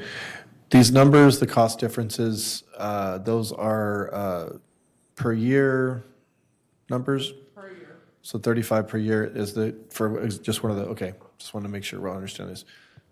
All right, that's all the questions I have at this moment. Mr. Mayor, I certainly, that position with the senior planner and a principal planner, that job is really she doing from long time. And I certainly will support, that job to be higher level because she's doing a lot of, and especially this year, last year, she have almost double the work she was doing. The other position, Penny, I have a question. You doing to upgrade the two position. How long they doing? You said they're going to upgrade work. That's why right? And how long they're doing the same thing, but they're doing upgrade? I know you are new, but just for is it long time, or they just start doing the more work just recently, a year ago, in your knowledge, or 6 months, or? It's been going on for some time for both of them as far as the training. They're the experts, so they train all of the lower level, or the new staff coming in, even though they're the same level. They're the go-to person for all of those staff members as well. That's been happening for quite some time. But then our accounting assistant that handles payroll now, he has taken on a lot of the duties of the actual payroll manager, which is another classification up, but we are keeping it at that senior level so that we don't bump them up to another level. Thank you. It's been going on for a while. Yeah, go ahead, Bonnie. I'm going to make a statement, and I'm hoping Tricia will back me up on this. These, what are they, 6 positions? I don't think this, although it definitely talks about the individuals in those positions, but I think because we're so small, that's why we can talk individually, but the actual positions are, regardless of who's in the seat, are doing these upgraded activities or training or whatever they're doing. And so we just need to get the actual positions that we require someone coming in. They're going to look at these titles when they're applying and say, oh, well, I've been a principal planner, I can do that. I wouldn't apply for a senior planner. I would apply for a principal planner because that's more what is out there outside of Galt's border. So I think we're trying to just grow up and be like everybody else, right? Yes, ma'am, and this is also in line with our succession plan as well. Yeah. So kudos for all those employees who are going well over and above what they should be doing at that existing title. But, we need to get the proper titles in there so that when someone moves up and we have to fill in and hire or move up someone that they know what kind of work they're actually going to have to do. I would like to also add that, Chris and I have had conversations about some of this stuff for some time, and I really look at these here specifically, this is more like some housekeeping, really. There's been some positions where people have been working underclass for a long, long time, some more than others, but some for a long time. And, there's just, for whatever reason, we just never felt comfortable, or maybe it was, didn't have the money, which has been the case in recent years. Back when we first came on council, the vice mayor and I, we went from freezing positions and so a lot of these people had hung on, so some of this stuff is long overdue, honestly. And so I'm glad that we can, afford to make these changes in the budget. And so I just wanted to state that this is not something that's being sprung, at least for me. I've known about some of this for a long time, so. Yeah, Mayor and Council, if you don't mind me adding that all of these movements are part of a series in that professional class. So you can see each of them share a basic title, but just different number or title after or descriptive title afterward, like Analyst 1 to Analyst 2, Senior Planner to Principal Planner. And one of the many benefits of working in Galt is this is a career. And so this is all part of the career advancement of the positions, so they must meet like all the criteria of education, experience, in addition to doing the actual work. So this is just part of the natural progression of the individual's career in those positions. If there's no other comments, you can proceed, Mr. Solario. Other salary and benefit adjustments throughout the budget include incentives and merit increases. These are basically incentives or recognitions for staff that are currently assigned at the various departments that have accomplished education requirements, completed certifications that assist or further develop their professional development within the department and allow them to do more and beyond the duties that they were originally hired for. A similar schedule was presented during the mid-year budget. Again, this is an attempt to bring these additional merit increases to the two-year budget in the second part of the budget. Mr. Solario, I know we talk about this a lot with this conversations happen a lot outside of these meetings here, but these figures, when it comes to this kinds of stuff, just for the public to know, this stuff is we look at other agencies, we look at other municipalities, and we see what the standard is for someone being bilingual or someone having, a certain class license to operate certain machinery or whatever. These certifications, merit increases, Galt tries to, when we can, bring these into so that we're competitive, right, with other cities. We don't always do it, but this is what this is. I just want to make sure we don't just come up with these numbers out of the thin air. Correct. This is in recognition of those staff that further pursue their education, that strive and take courses and require training or hours of work to earn a certain type of certification. Right. But I'm saying this is, if we were to look at other cities, we would find these are in line with what's being. Correct. Thank you. Next, we'll be looking at the revenue and expenditure adjustments by fund.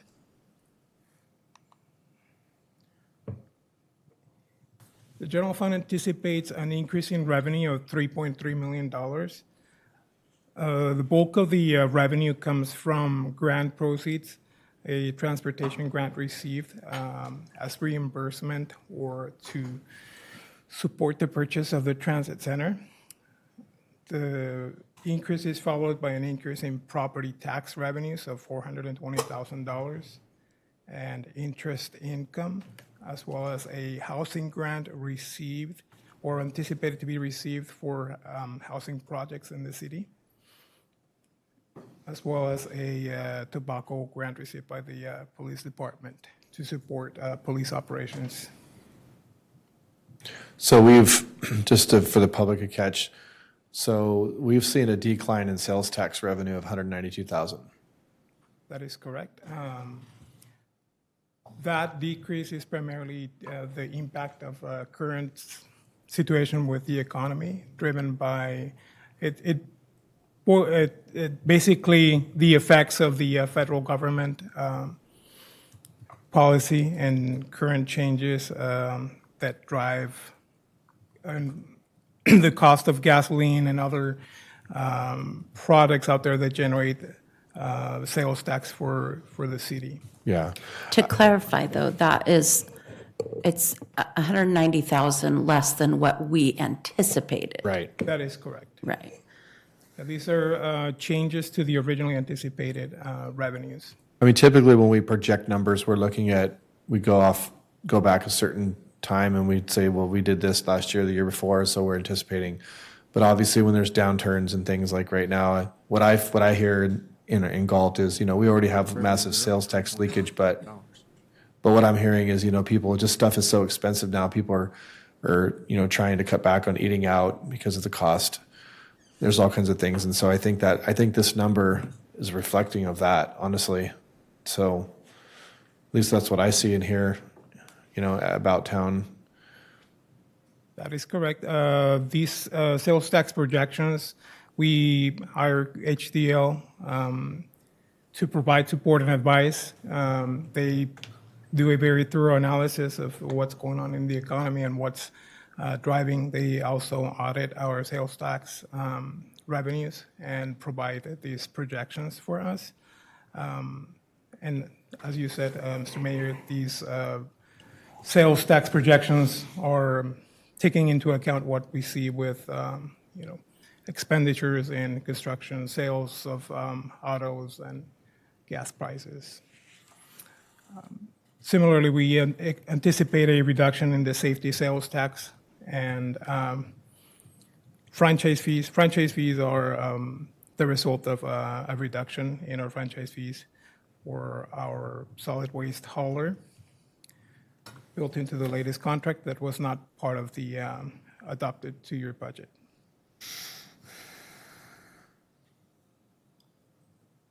On the expenditure side, we anticipate an increase in appropriations in the elected officials department, which includes city council, city clerk, city attorney, and city treasurer.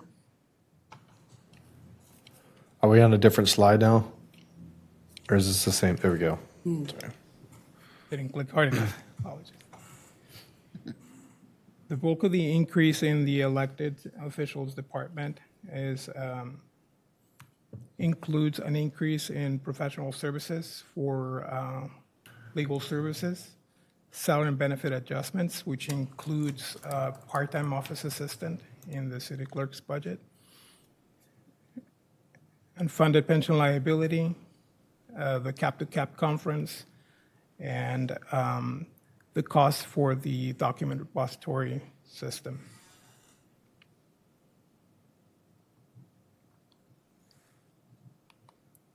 I just want to go back one slide. I'm sorry.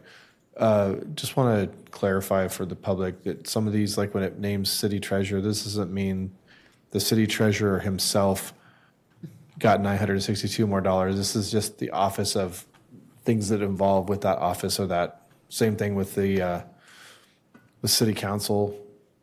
Now, the city attorney, that's a different subject. I mean, that one.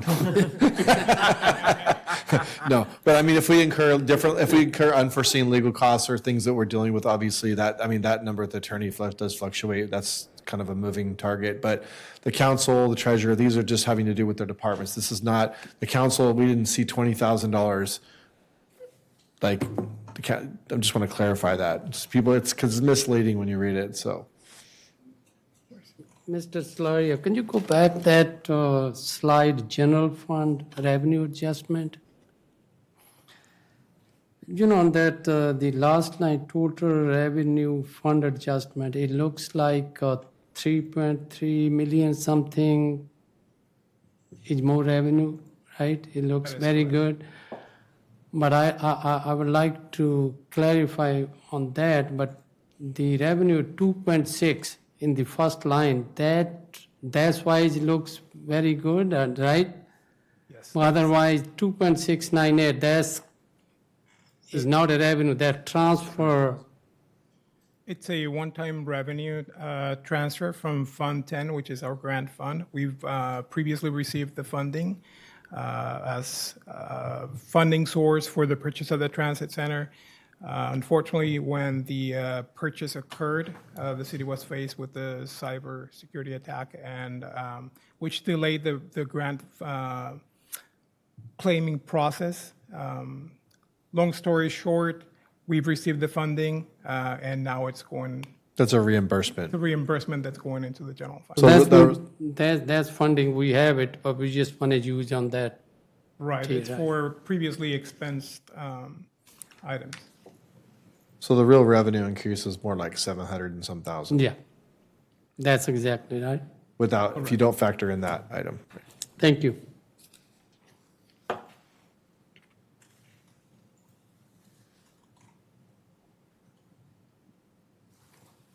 The city administration department budget anticipates an increase in appropriations of $253,000, which includes salary and benefit adjustments, unfunded pension liability, and professional services in the economic development, city manager, human resources, IT, and code enforcement divisions. The bulk of the salary and benefit adjustments include a new position that was approved in the fiscal year 24-25 budget for the code enforcement division. Right, so on the city manager line item, that's again, not for an individual, this is for the city manager department because we brought some positions and put them under the city manager office, so that represents those numbers, correct? That is correct. But the savings in the Economic Development Department was because that person was shifted to a different department, correct? Right, the salary savings in the economic development department are a result from the vacancy in the economic development director position. Right. Yeah, not from the shift of the code enforcement, that's what he's No, saying. right, but it's because someone moved over to a different department and left that vacant, Correct. the management position. Right. Yeah.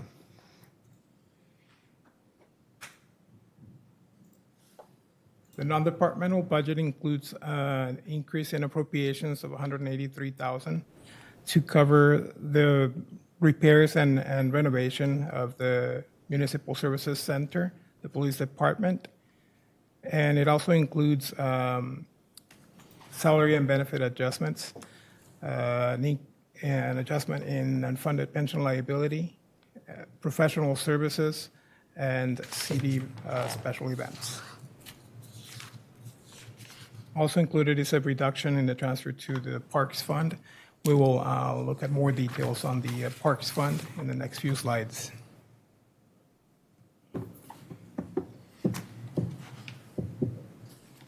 Finance Department is anticipated to experience savings of $10,000 net of adjustments in salary and benefits, professional services, bank fees, and unfunded pension liability. Way to sharpen your pencil, Penny, thank you.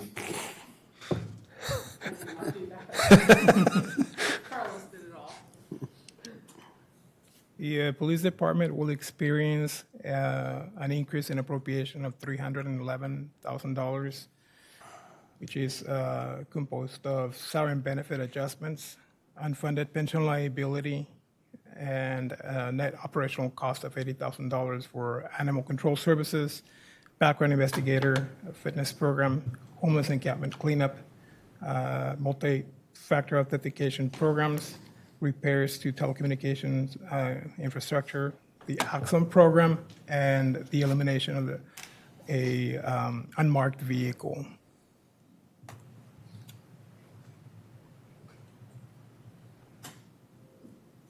Community Development Department is requesting an increase in appropriation of $345,000, which includes a $211,000 appropriation for a housing project. As mentioned in the revenue categories, we've received a grant of equal amount, and the department is going to make use of those grant funds. So that $211,000 of the $345,000 are for that project and are being 100% reimbursed. The rest of the cost increases include a part-time office support, plans for accessory dwelling unit plans, training, uniform and supplies, inspection services, unfunded pension liability, and other bank and professional dues.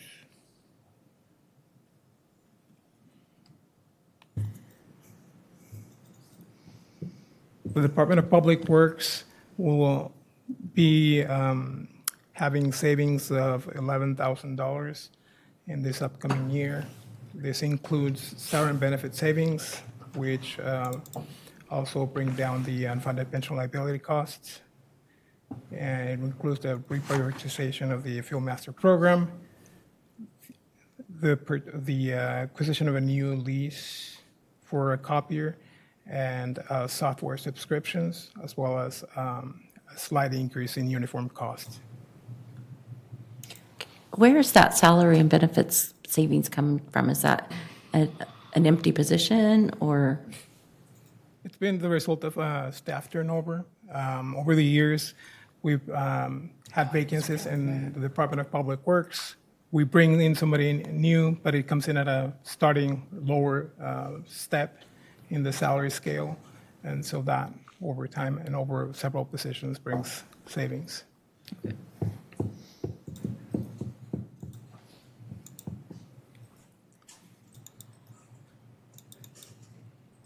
The Measure Q budget includes a reduction in both revenue and expenditures. Revenues are driven by sales tax, as mentioned earlier. This is the result of the current state of the economy countrywide. We anticipate a decrease of $114,000 in revenues, and we are also adjusting the expenditures by $217,000 in the several funds that it currently supports, the Parks and Recreation and the Lighting and Landscape District budgets. I will talk about the details of those budgets next.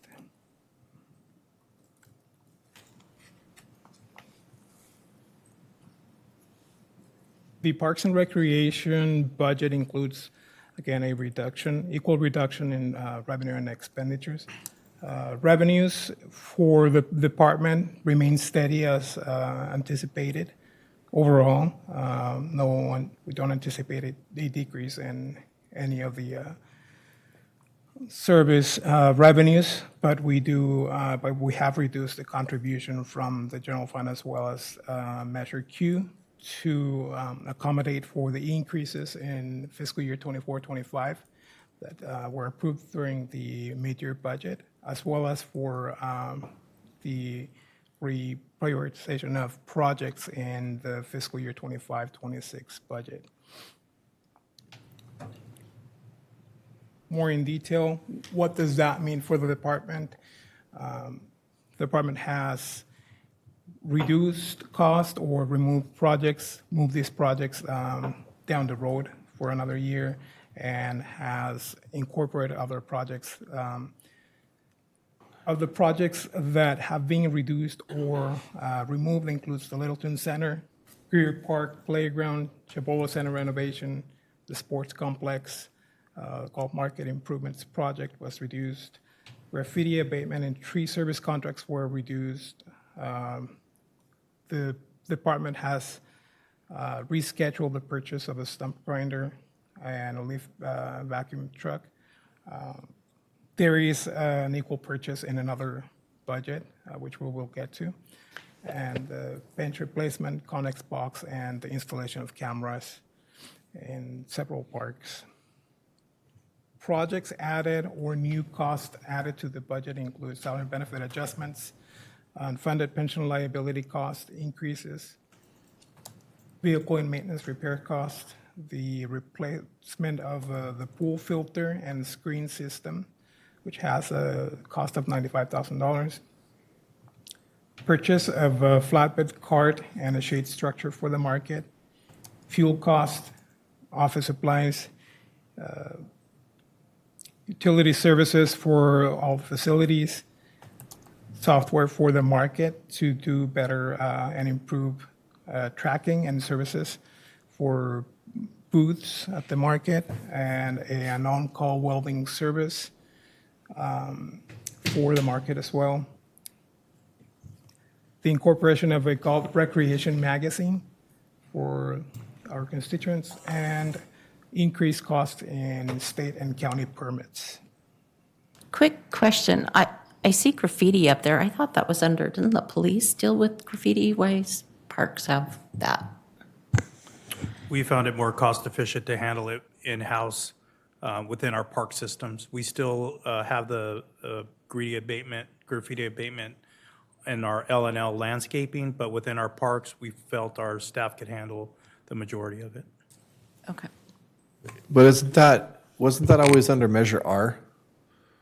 The graffiti abatement? Was for the longest time. It's not. Yeah, so we're going to have to get back to you on that because we just administer the report writing and documentation of the graffiti in town and call out the vendor. I think some of it's done by Armando's team, and Public Works will do some based on the severity of the graffiti, like threats or racist type graffiti. They'll, just put something over the top of it, no matter what the color is.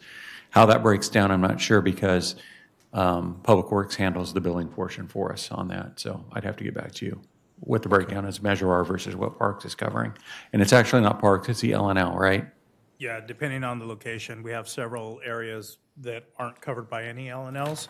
Right. Just the 06. So we just decided to handle everything in-house and only report anything that has to do with gang-related, racial motivated, and severe type of graffiti like that. We'll report automatically to PD. I just want to make sure that, I don't know how to word this. I just want to make sure that we're not, using Measure Q money to pay for something that was already supposed to be paid for somewhere else. Because this is under Measure Q slides. That's what concerns me is all. Our staff are in the parks cleaning. Before we didn't Right. have the staff there to take action. If we found it today, we'd have to report it. It may take 1 to 2 days to get them out there to clean it when our guys are there cleaning anyways. And it's just a quick paint. They keep everything there. They can just knock it out. So we don't subcontract graffiti abatement anymore, or? Not within the parks. Okay. Yeah, but there may be an expense that can be crossed back to Measure R potentially in the park specifically. So we can go back and do some work on that. So if if there was graffiti on the side of some businesses or something building, and then we had our graffiti abatement people take care of it, that'd be different than if somebody graffitied the side of a bathroom at a park. Correct. Handled differently. Right, because yes, administratively is handled differently. There may be a different way we can charge back off of Q back to Measure R if some of the work he's been doing hasn't reached the Measure R billing. I'll have my staff do some reconciliation on that. Thanks.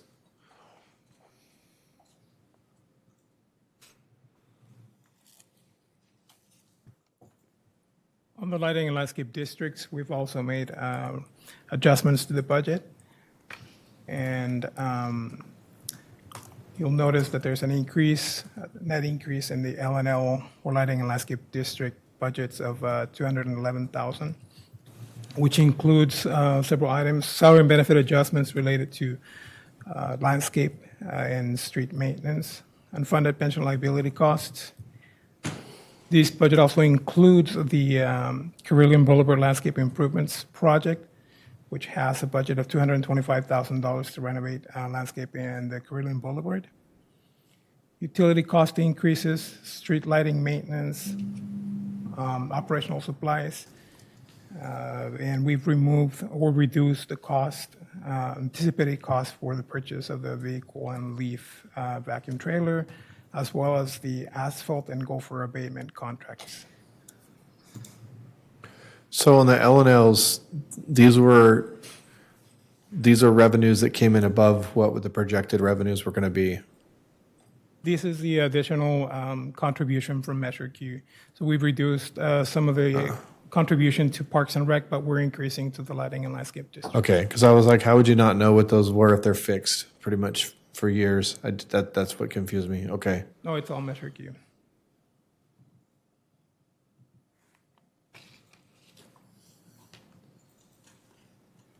The gas tax budget has a significant adjustment in both revenue and expenses.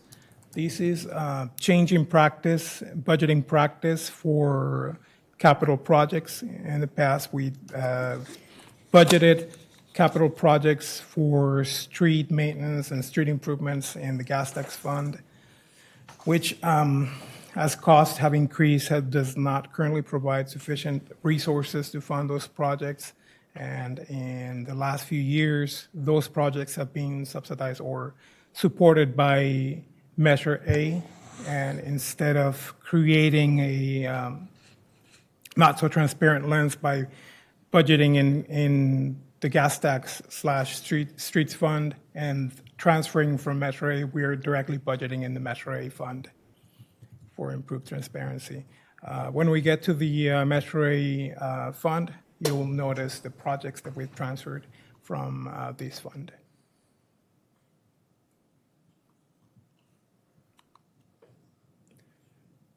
The Stormwater Fund anticipates an increase in revenues of $2,800 and savings of $2,400 in expenditures.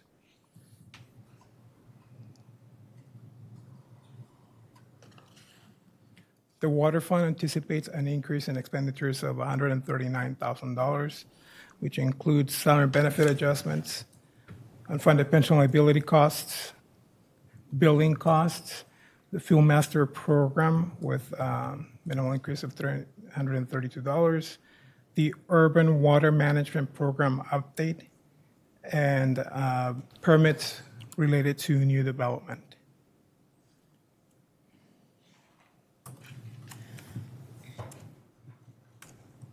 The Wastewater Fund anticipates an increase in appropriations of $476,000, which includes salary and benefit savings, an increase in unfunded pension liability, an increase in billing costs, and several projects including the sanitary sewer system management plan, the UV system replacement project, and the replacement of an existing utility vehicle, as well as the prioritization of the wastewater collection systems and GSP project.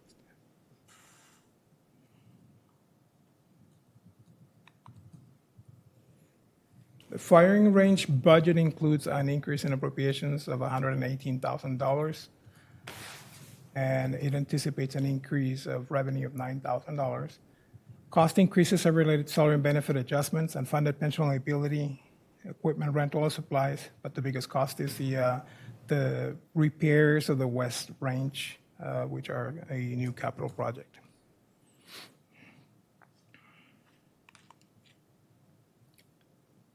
The Transit Fund anticipates an increase in appropriation of $7,400, which is the net of salary and benefit savings, unfunded pension liability, the Fuel Master Program, and the elimination of the Courtyard Improvements Project budget.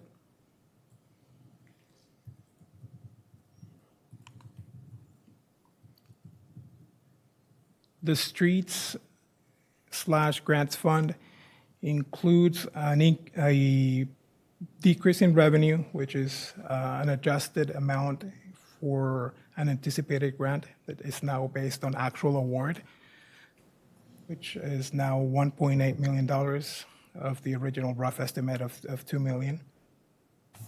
On the expenditure side, we've incorporated the transfer to the general fund as well as the gas tax fund, which were mentioned earlier. The transfer of $2.6 million to general fund as reimbursement for the purchase of the transit center facility. And the reduction in revenue on the Walnut Avenue Improvements Project, which is now estimated to be funded at $1.8 million.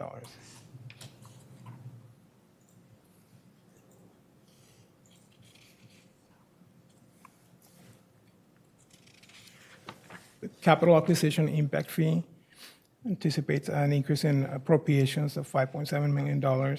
This includes several projects, the fiber optic project to provide infrastructure for internet services at parks and recreation facilities, the roof and canopy project at the Corporation Yard, the Amador and Carroll intersection traffic improvements project, the Walnut Avenue Improvements Project, and small adjustments in the Public Works admin budget and planning budgets.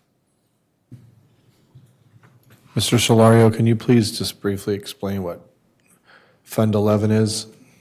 Fund 11 is a fund that is primarily funded by impact fees. Those are fees collected from developers. And so the purpose of these impact fees is to allow the city to expand services for, as a result of new development. And that can be expand facilities, provide new facilities for new services. So it's primarily to address capital needs throughout the city.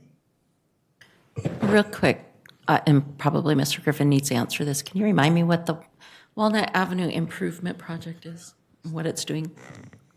Yes, that is the.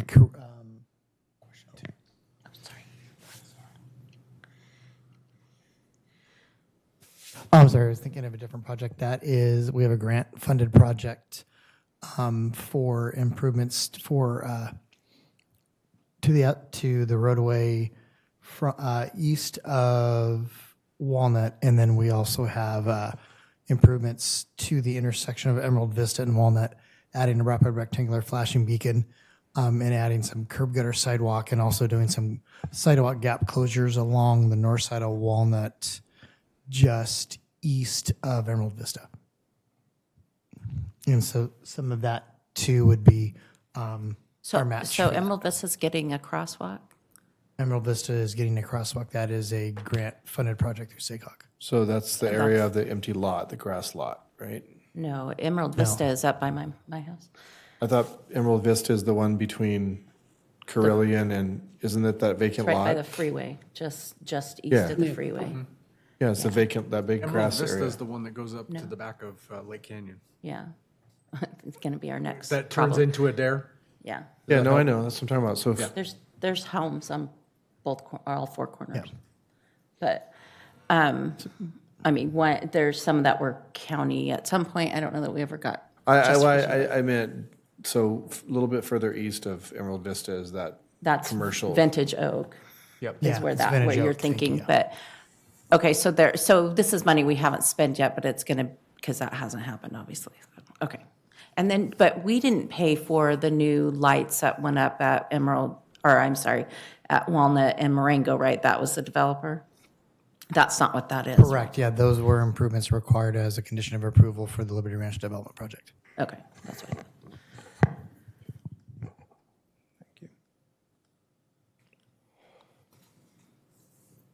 The Parks Impact Fee is experiencing savings of $210,000 in appropriation and an increase in revenue of $57,000. The savings are basically the net of the elimination of the Walker Park Turf Project, which was completed in prior years without the use of impact fees, and the addition of the new skate park project.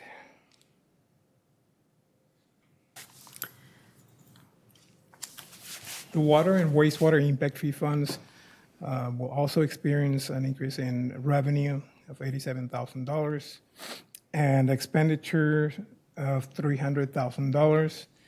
The $300,000 are include the Vintage Oaks Lift Station project in the amount of $300,000.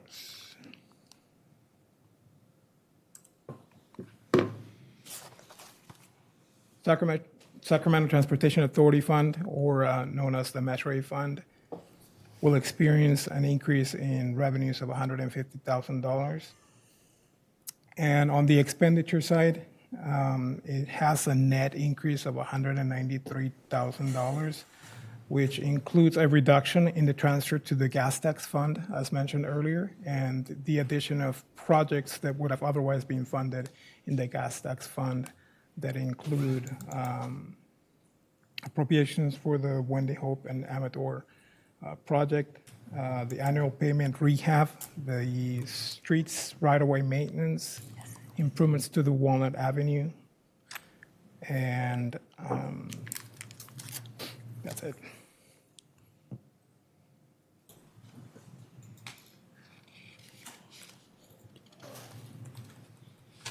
The Community Facilities District 2005-1 budget that supports police services is anticipated to have an increase in appropriation of $12,000.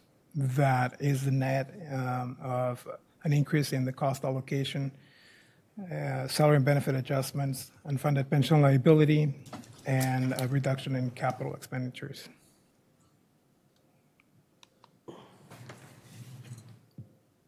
Measure R is similar to the general fund, and Measure Q is expected to have a decrease in sales tax revenues, overall net decrease of $67,000.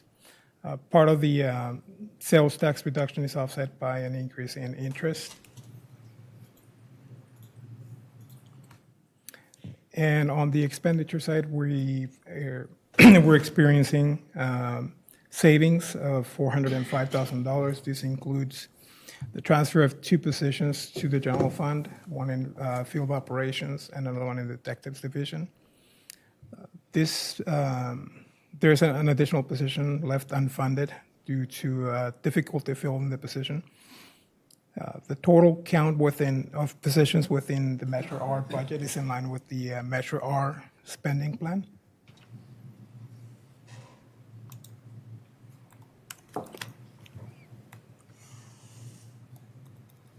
The solid waste fund will experience a small decrease in revenues of $11,000 and an increase of approximately $2,000 or $2,900, which is net cost or net of an increase in building cost, the loss of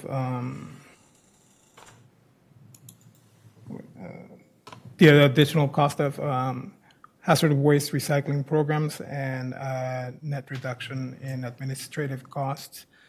I just wanted to note that the loss in revenue is primarily driven by the loss of a grant that previously funded hazardous waste programs. It's not that we didn't apply or didn't qualify for it, but there's no longer a funding source for it at the state level. The hazardous waste, is that when the city does that collection that went in? That is correct. And so the city will continue to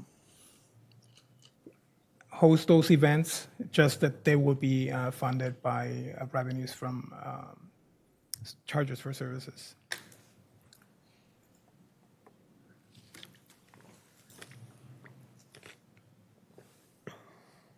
The Community Facilities District 2020-1 will experience an increase in revenues of $10,700, and as the district continues to build, anticipates an increase in appropriation of $173,000.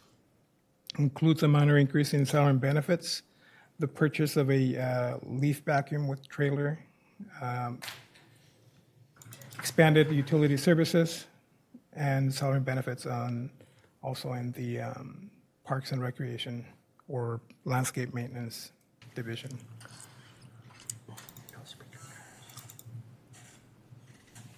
The Citizens Option for Safety Fund anticipates an increase in revenue of $6,800 and an increase in appropriation of $45,000, which includes salary and benefit adjustments as well as unfunded pension liability cost increases.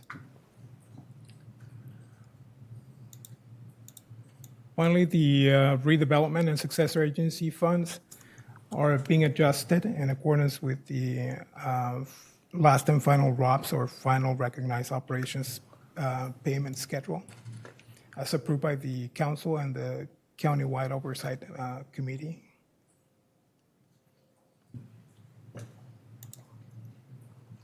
Any questions on any of the slides, any of the funds?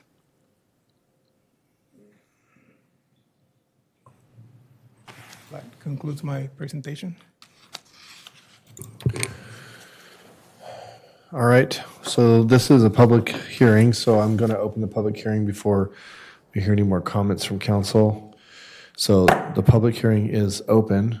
If members of the public wish to speak, you may just have to bring a speaker card up, right? Yes. Yeah, so bring your speaker card up to Ms. Hubert, and you can come to the podium. So, council, do you have any comments while we wait for any members of the public? I think we asked, right? Yeah, well, I figured we asked during the... We'll wait for Mr. Wenzel. Looks like he's filling out a card.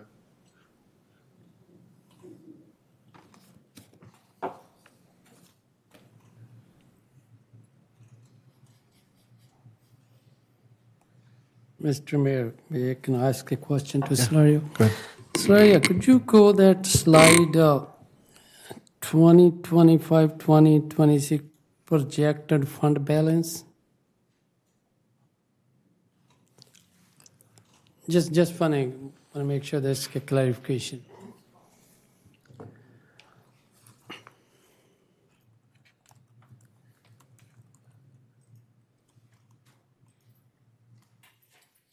This slide? Yes.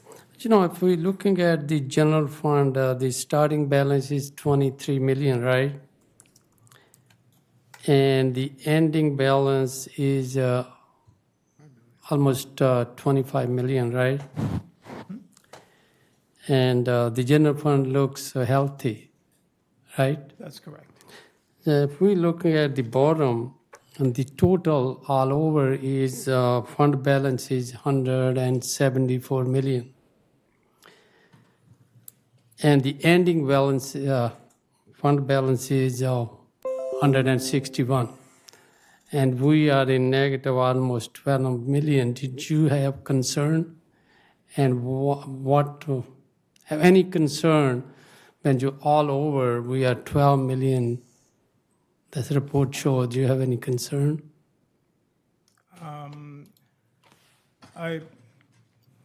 I'm not concerned, and as I explained earlier, part of our obligation is to spend some of these funds. The use of fund balance throughout the city budget is primarily focused on the utility funds as well as on the impact fee funds, which is these includes projects that are part of our existing rate model for utilities, for stormwater, water, and sewer, as well as in the impact fees. And Mr. Griffin can potentially explain some of the projects that are funded in these utility funds if necessary, but the use of fund balance is built into the rate model. We are collecting fees that provide sufficient funding for these kind of projects.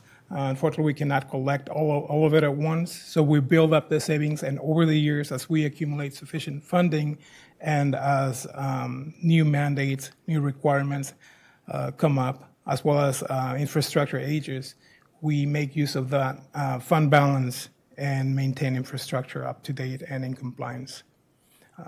Similar with impact fees, we collect fees from developers and to address the impacts of development. And over time, once we have enough for those projects and it's time to complete those projects, the city budgets and makes use of those funds. And it's part of our responsibility also to our residents as well as to our developers to present these projects and actually bring them to completion. So that means it's a 12 million kind of big gap. And your opinion as so that gap in the future, next 5 years, should be very much going to close, right? Correct. The use of fund balance will fluctuate depending on availability of funds as well as the need for expansion due to growth in the city, as well as the need for additional infrastructure or aging infrastructure in the utility areas. All right, thank you. I just want to make sure public know that when they look them up, there can be a big gap. So I want to make sure I understand. Yeah. Thank you, Mr. Slurry. Yeah, just to comment on what the Vice Mayor said, I mean, the important thing for the public is to look is the general fund. You know, we have revenue and then we have expenditures, and the revenue is more than the expenditures.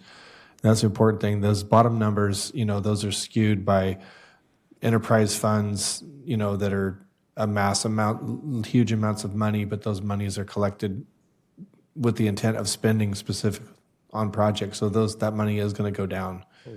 So, Mr. Wenzel, a budget meeting would not be complete without you speaking, sir. Welcome to the podium. I don't know, is this on? Yes. Okay, well, I used to do this kind of work, and I used to be a lot taller and a lot healthier. So thank you. I like the format on this, and it kind of dovetails back to what was presented for the budget. So in a big general question here, we're coming up on the end of the fiscal year, the end of this month. And so this kind of interacts with where our accounts are now. So you're looking at where our accounts are now, and it helps to give you a clue for just kind of a sanity check for if you say something's going to go down $75,000, say like because the revenue from the taxes has gone down. Do you get that information from the accounts now, and you see the reduction? So, Mr. Wenzel, just to remind you, your questions have to be directed to the council, Okay. and then we can defer Mr. Who wants Solari this to the question? answer. Okay, so Yeah. to the council. Okay. I thought public forum, we could have interaction, but that's fine. I'm always getting nailed for talking. Am I to- incorrect? Yeah, no, I'll just clarify. It's a good question. Under the Brown Act, public comment is before the legislative body. That's the public comment right is to the body. The council can obviously direct questions, refer things to staff, but not to members of staff or other members of the public. Well, it can't be a back and forth still. Even between us, there's not supposed to be. So just go ahead and direct I your got it. questions, and we'll try to I got it. summarize So them. I'm going to modify my question a little bit. I've asked this question before. Before Lorenzo Hines came in, we used to have this monster. It was about 350 pages. If anybody remembers it, probably I still have a bad back from carrying it around. But that has somewhat disappeared. And I asked the question at the time when he reformatted it. I like the reformat. I like this format. It's clean. But I'm just going to call it the monster. It had a lot of granularity to it. So you could look at particularly Parks and Rec. It gave you a lot of clarity, and if you wanted to talk to Armando or to Ms. Garcia, you could just ask a question, so what's happening here? And then also it gave some clarity as to like the overhead costs that gets charged against Parks and Rec. So I guess that's one question. Anybody know what happened to that? Is that gone forever? Will we ever see the 350-pound gorilla again? Anybody know? And I know we have new staff, but just wondering. Okay, so we don't know. No, And that's fine. we're not supposed to have dialogue. Well, hearing your questions, we'll try to respond after you're done Oh, speaking. okay. Yeah. And another question would be then, every time I look at the ACFR and I look at the budget, I always wonder to myself, in the solid waste, and as you and I have discussed this many times, Sean, where is that all accounted for where Cal Waste bills the commercial accounts and then they just strip out, when they bill the commercial accounts, then they calculate and they give back to the city the franchise fee. And just where is that? So if anybody has an idea about that, I'd be appreciative. But I mainly want to thank Mr. Solario for the hard work that he's put in. It's obvious when he starts answering those questions, I know what that takes. You have to know it. And so that's very appreciated. That's all I have. All right, thank you, Mr. Wenzel. What we can do is I can maybe just ask the finance department if they wouldn't mind in the near future just shooting us over the council an email, and then we can get that information to Mr. Wenzel about his question regarding the solid waste. His question is basically, so Cal Waste collects, they bill the commercial accounts directly. We don't bill, the residentials are billed through the city, right? And then we collect that. So his question has always been, if they bill the commercial customers directly and then they pay us a franchise fee, where's the dispersal of those funds? Yes, okay. Yeah, okay. So if we can maybe get that information at some point from finance, and if we need more clarification, I'd be happy to try to get more, more specific. If that's not quite clear enough, we can we can communicate after this meeting tonight, and so we can try to get Mr. Wenzel a question. I think to answer your broader question, Mr. Wenzel, I think what happens is funny with the budget, and I've seen it kind of change over the time I've been in office. You have a really, really, the monster you call it, right? It's so detailed and so down to the thing that it's just literally over everybody's head. Nobody can understand it. And then we go from that to a different type of budget where it's just kind of the cliff notes, where it's easy to understand. It generalizes. We see graphs and pie graphs and things. And it's like the public can sit there and they go, okay, I kind of understand that. It doesn't get into like, the detailed line items, hundreds of items, but it's generally easier to understand. But then people come forward like yourself who have a very in-depth knowledge of finance, and they say, well, I want to see the more detailed. So so I think finding the balance between those two is always the challenge. But I think this one is detailed down to a certain point. Some stuff is generally categorized, obviously, but I think that's where, and what public may not realize is that we ask a lot of questions outside of these meetings and ask, department heads detailed questions about what was that, what's inside of that. But there is a certain level of trust, obviously, we have, right, as council members. And so hopefully that kind of answers some of your questions, but Well, for making a motion, I vote we do not go back to the monster. yeah.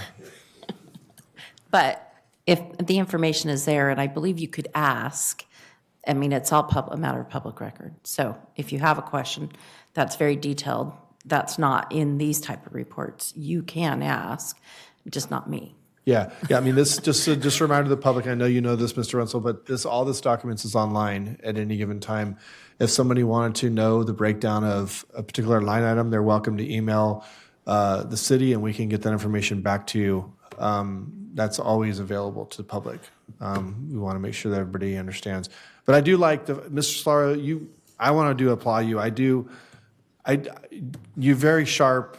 You definitely have a good understanding of this, and although it can be a bit daunting and complicated, nobody up here, I think, sitting up here has an accounting background, but you present it in a way that we understand it, and you're good about answering questions that we send you, and so we appreciate that.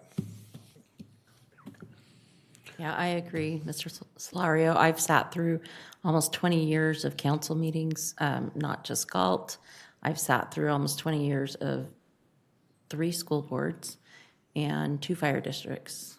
And by far, and maybe I'm understanding a little bit more too, but y'all do it different, to be honest with you. So, but you present very well. It is very clear, and I really appreciate it. And I know you've done a lot of work, and you probably eat, sleep, and dream numbers going through your head. So I appreciate it. Thank you. Oh, and the one last question that I think was posed, I just want to throw out, the cost allocation does still exist. So what Mr. Wenzel asked was, do we still, that still exists, that formula, right? The 23 point whatever percent we draw from each department. It's a little more complicated than the 23%, but yes, there is. We are currently looking or exploring other options in terms of a model. And once we have those options available, and it will likely present those. Let me ask you, and Penny, maybe you could answer this, but let me just, since we're on the subject, and I don't want to belabor this because I know we want to get to this meeting, we're almost done. But in your opinion, in both your opinion, do you think a direct allocation model where you directly bill individual instances instead of just generalizing percentages, what do you think is better? I like the cost allocation method. It makes our jobs a lot easier. The one we're using now? For you to digest, to be honest. And we do have a current cost plan. Is it under review or something? We currently have a cost plan, and we're exploring options in terms of, over the years, we've made changes operationally with Parks and Recreation taking other responsibilities, Department of Public Works Right. shifting gears. And so that model, we're looking to update it to reflect those changes. So that may result in changes in how we allocate the expenses for central services. But the goal is the same, that we recover as much as we can for the expenses that the general fund incurs in providing central services to other departments. Right. and other- Central services, that's the exact word. Yeah, I did fail to mention that there, but that's, yeah, you understood my question, so thank you. Any other public comment before I close the public hearing? No public comment. All right, I'm going to close the public hearing and allow council to have any other additional questions before we wrap this up. So the public hearing is closed. And with that, do I have any other questions from the council before I look to have a motion to approve the midterm budget adjustments? Nothing? All right, well, with that, I will be looking for a motion to, one, approve the midterm budget for fiscal year 2025-26. Number two, approving the capital improvement plan 25-26 through 29-30. Number three, approving the FY 25-26 California constitutional appropriations limit. And number four, approving the master fee schedule, adjusting the amount of user fees and regulatory fees for public services. Do I have a motion to approve? I'll move to approve that. Yes. Moved by Councilman Pratton, Second. seconded by Councilmember Reed. Can I have a roll call, please? Vice Mayor Sandu. Aye. Councilmember Pratton. Aye. Councilmember Reed. Aye. Councilmember Rodriguez. Aye. Mayor Farmer. Aye. Approved 5-0. Moving on to next item, item L, regular calendar. We have from the Human Resources Department, our final item of this evening is the resolution approving the memorandum of understanding between the City of Galt and the Galt Police Department Civilians Association and salary schedules. Ms. Kobe? Good evening, Mayor and Council. Presented, how do we go? There we go. Presented before you tonight is the Galt Police Department Civilians Association Memorandum of Understanding. We are asking you to adopt a resolution approving the GPDCA MOU, salary schedules, and amendments to the benefits. The summary of the GPDCA MOU includes a 3-year term, 1% increase for positions that are already within the median base salary, and market adjustments for other classifications over a 3-year term to bring them within 5% of the median base salary. The addition of the permanent intermittent employee status for police dispatcher. This will allow dispatchers to work half the amount of time and still remain eligible for benefits. The permanent intermittent status was established to promote flexibility within the division and support retention. We also negotiated a $50 increase towards bilingual pay for certified employees. We are continuing the city's 80% contribution towards the Kaiser Medical Plan. We've updated the longevity eligibility from 15 and 20 years of service to 10 and 15 years of service, keeping the percentage amounts the same. And we are increasing the vacation accrual. After 22 years of service, you will now earn 6 weeks of vacation annually. The financial impact of the salary and benefit changes equate to approximately $41,000 annually. Is there any questions? Any questions from council? I know we, obviously, most of this just for the public. These discussions and negotiations happen behind closed doors. That's the policy with this type of thing. And so we've met many, many times and discussed all this. But is there any questions that want to be asked now? Clarification? Okay.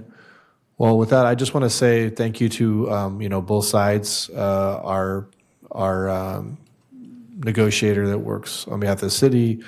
And thank him, and I want to thank those that act, on behalf of the other labor bargaining units. Not just, all of them. I know some of them don't have representation, but I'm glad that I'm always happy to get through this stuff. It's always a tough time to get through these, and come out with something that's fair for everybody, fair for our employees, and fair for the taxpayers. And so I'm glad that we were able to come to an agreement relatively soon. Yes. Quickly, it seemed like.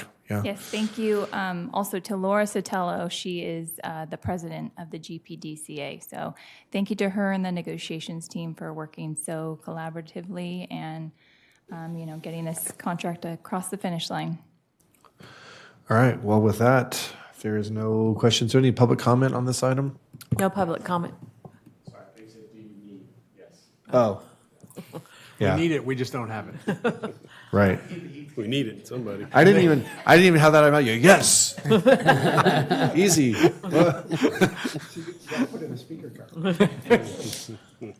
All right. Well, with that, I'll be looking for a motion to adopt Resolution 1, approving the Memorandum of Understanding, MOU, and revised salary schedules with the Galt Police Department Civilian Association, GPDCA, for the period of July 1st, 2025 through June 30th of 2028. And number 2, authorizing the city manager to execute and carry out these agreements and amendments.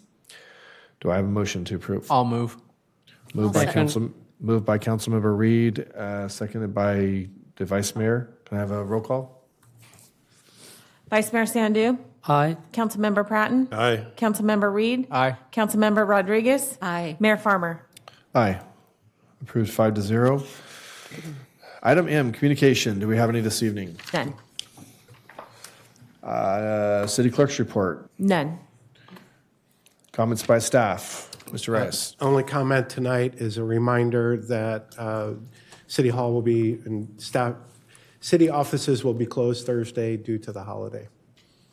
And that's the only comment we have. Chris, I have one. Just a reminder about the public meeting for the skate park project next Thursday. Next Thursday, yes. Sorry, Joe. Just to reiterate for the people who are watching, there's a public meeting for the Cibola Skate Park project. It will be at the Cibola Center, correct, at 6 p.m. on the 26th, which is next Thursday evening. If anybody of the public would like to attend, we would love to have you and have your feedback on talking about design stuff and on that project that's moving forward. So no other comments by staff, then that's it for that. All right, moving on to item P, comments by city council members, future agenda items. Mr. Pratton. All right, yes, I did want to comment, Mr. Solario, thank you for your presentation. It was excellent. Just like Mr. Rodriguez said, that was an hour's worth of time, but it was all great information. So thank you. I did attend an open house for the Turning Point Community Program. So this is it operates 37 programs in 8 Northern California counties, and they've taken on a location here in Galt. They've been in Elk Grove for quite a while, and they provide quite a bit of services for Galt, so they felt they needed to open up here in town. So I would suggest anybody who's got time to go over there and check it out. It's pretty interesting. They handle individual families and group therapies, psychiatric supports, in-homes, schools, crisis intervention, advocacies, for rehabilitation. So they cover quite a bit. It's mostly this facility, which is at 908 C Street, which is the old Marvell, right near Maple Street. So they've got an office in there, and as Galt grows, these are things that are added, right? When we're small, we can't have these things, but as we've been growing, these are things that become available to us. So I think people need to become aware of this. They do advocate a lot through the schools, so a lot of times the teachers and folks at the schools are aware of it, but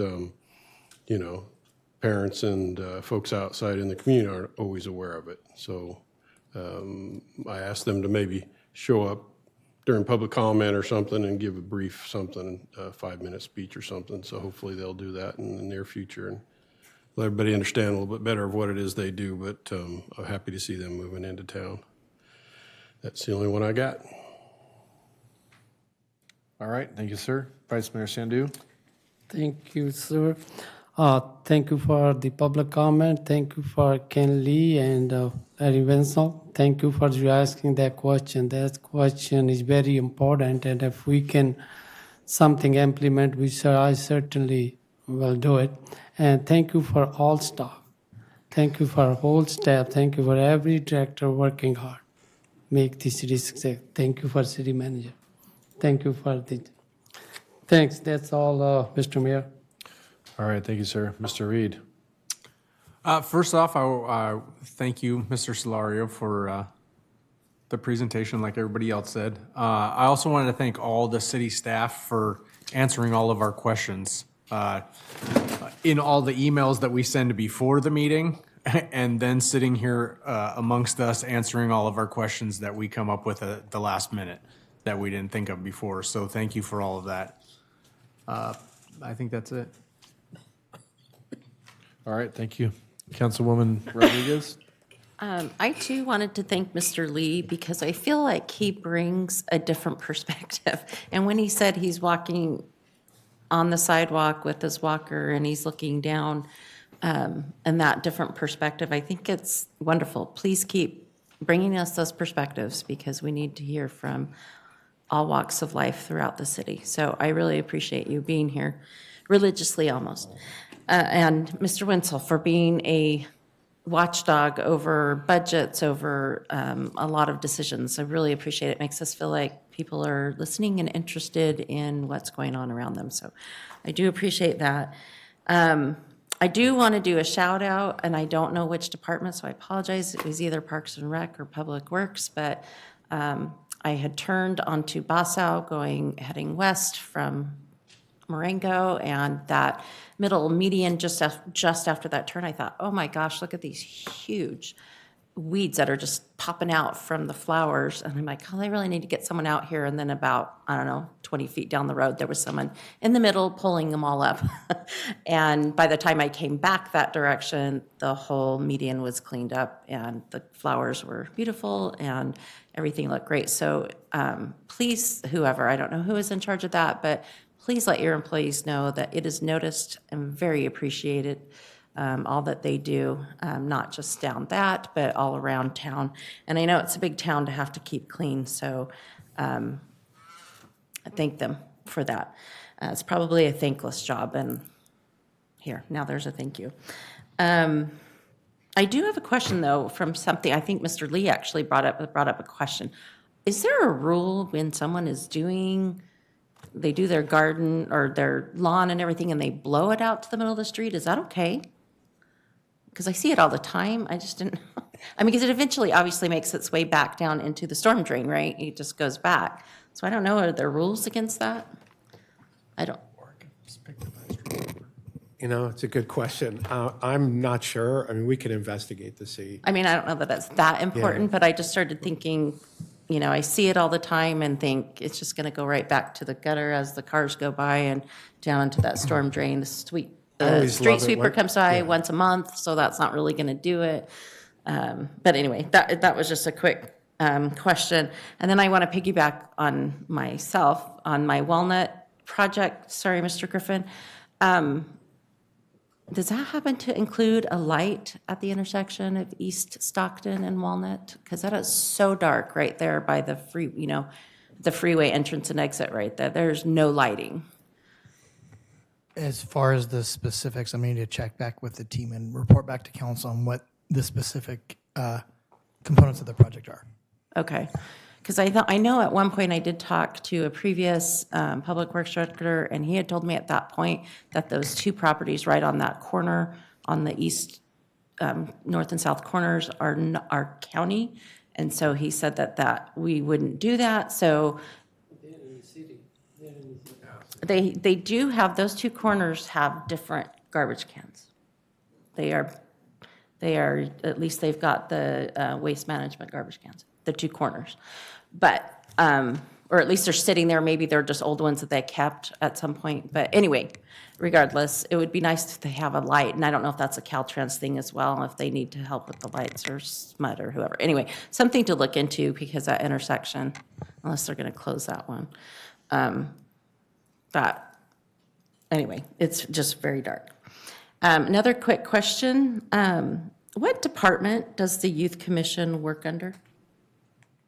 Clerks. The clerks. Is that the only committee you have? Mm-hmm. Okay. The reason why I'm asking is because, and this is probably going to ruffle some feathers, but I'm concerned about the Commission on Aging.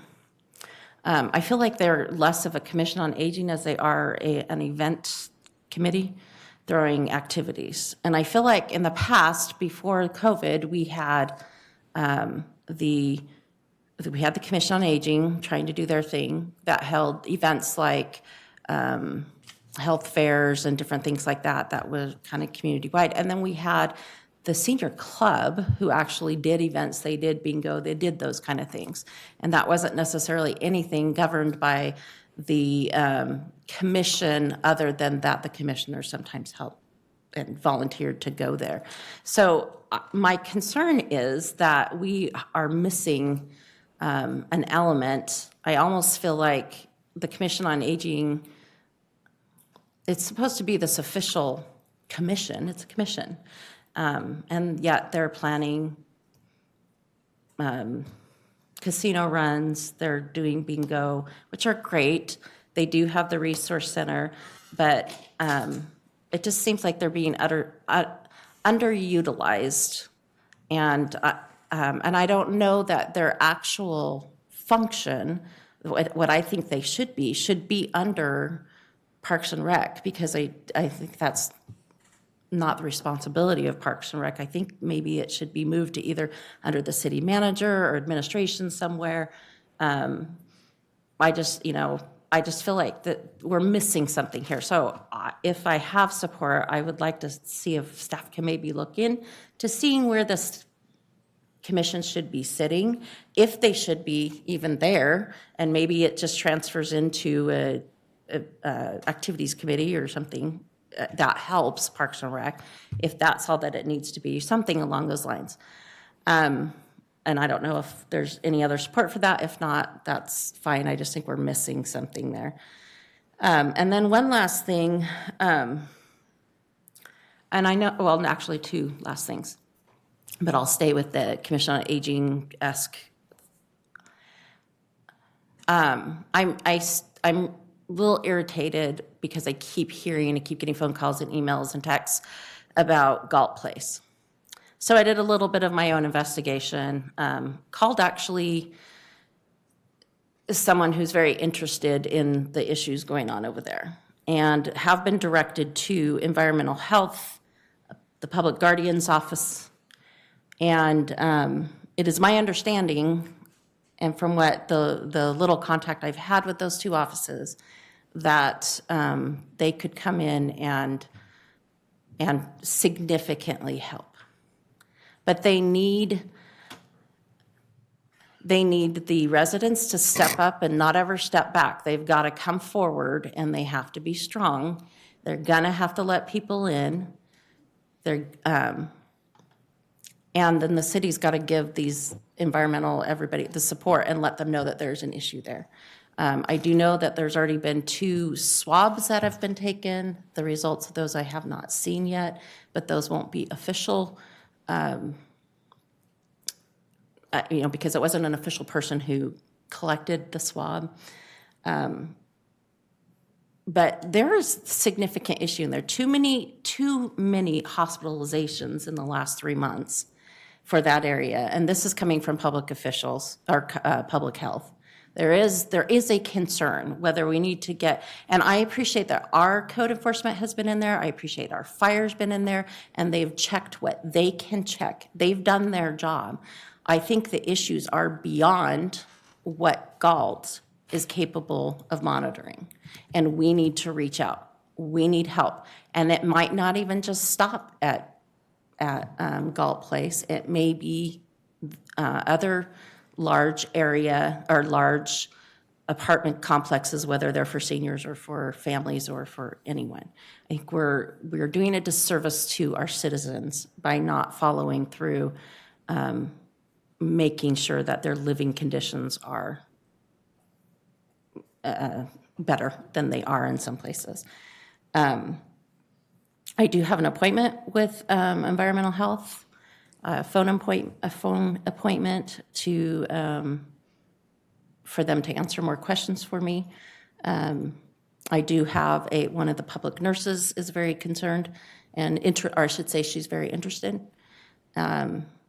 And honestly, what I would hate is for things to continue the way they are, and these bigger environmental health and public guardianships come in and they just shut down the building. That I don't want to happen. So we've got to see movement, or we're going to have 80 displaced residents. That will honestly, according to what I'm hearing from the public guardian office, that bill will be footed by the owner of that building. So something needs to change, and I don't know where more to go, because I feel like Galt, I know our staff has done their job. I get that, but we're beyond that at this point. So if I may ask, like we had like a SWAT team hit that, I mean, maybe that's not the correct terminology, but we had police, fire, code enforcement all do just recently, about 2 weeks ago, a review of the building from top to bottom, going through all the common areas, poking into rooms where, they allow us to do. So outside of a few minor, public area infractions, was relatively okay. Just recently we were aware of some air conditioning going out, and there was a remedy, and they're fixing it quickly and providing air conditioning for those that didn't have it. So in our view, like anything that we have brought to the attention of the management, they have addressed, and they've been forthcoming about us coming in there. They don't fight us. They let us in on their own free will. I'm not sure what the next step would be. So the next step, according to environmental health, is to was the air quality tested in different areas and in the rooms, because that's probably, according to them, according to the public health nurse, that could be how sepsis went quick, is something airborne. And so, and we don't do that. I get that. That's beyond the city. We need environmental health in there. Has the water been tested? Is there something in the water? These are responsibilities that, honestly, the building owner should do, but environmental health is willing. They'll come in and do. I don't know who pays for it, how that all works. But if we can get some of these things, even if it's just to rest assure these residents who think that they're living, I mean, they're the ones living there. I'm not. None of us are. We're not there on a 24-hour basis. But if we can get some of these things tested, maybe there's something that legitimately the building owner has no clue is there. And if he knows, may very well go in and fix it, So there's some things that I think maybe should be tested. I don't think that's necessarily the city's responsibility, but again, I'm concerned I'm concerned about the residents.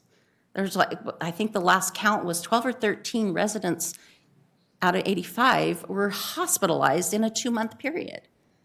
I know the reasoning is, well, they're elderly and that happens. I get it. I don't think we're hearing that from the other large senior homes. I know they have problems. This is not unique, but I do feel like something more needs to happen. If I'm completely out of place, I get it. I will. So could you, Bonnie, when you finish your appointment with them, could you report back to Chris and maybe myself and let us, or he could report to Chris and maybe Chris can sit and just see what we can facilitate. If I agree with everything you're saying, that I think that our people are doing their job, and I think that what fire is looking for and what code enforcement is looking for, whatever, are within a different purview of kind of what I think we might be dealing with. And so I think if it comes down to us just, that we need city staff or city leadership to, maybe act on behalf of those residents to make some phone calls and say, hey, what would it take to get someone from the county to come in and check this place out, whatever like that. If that's what we're looking at doing, I'm thinking that's what the next step is.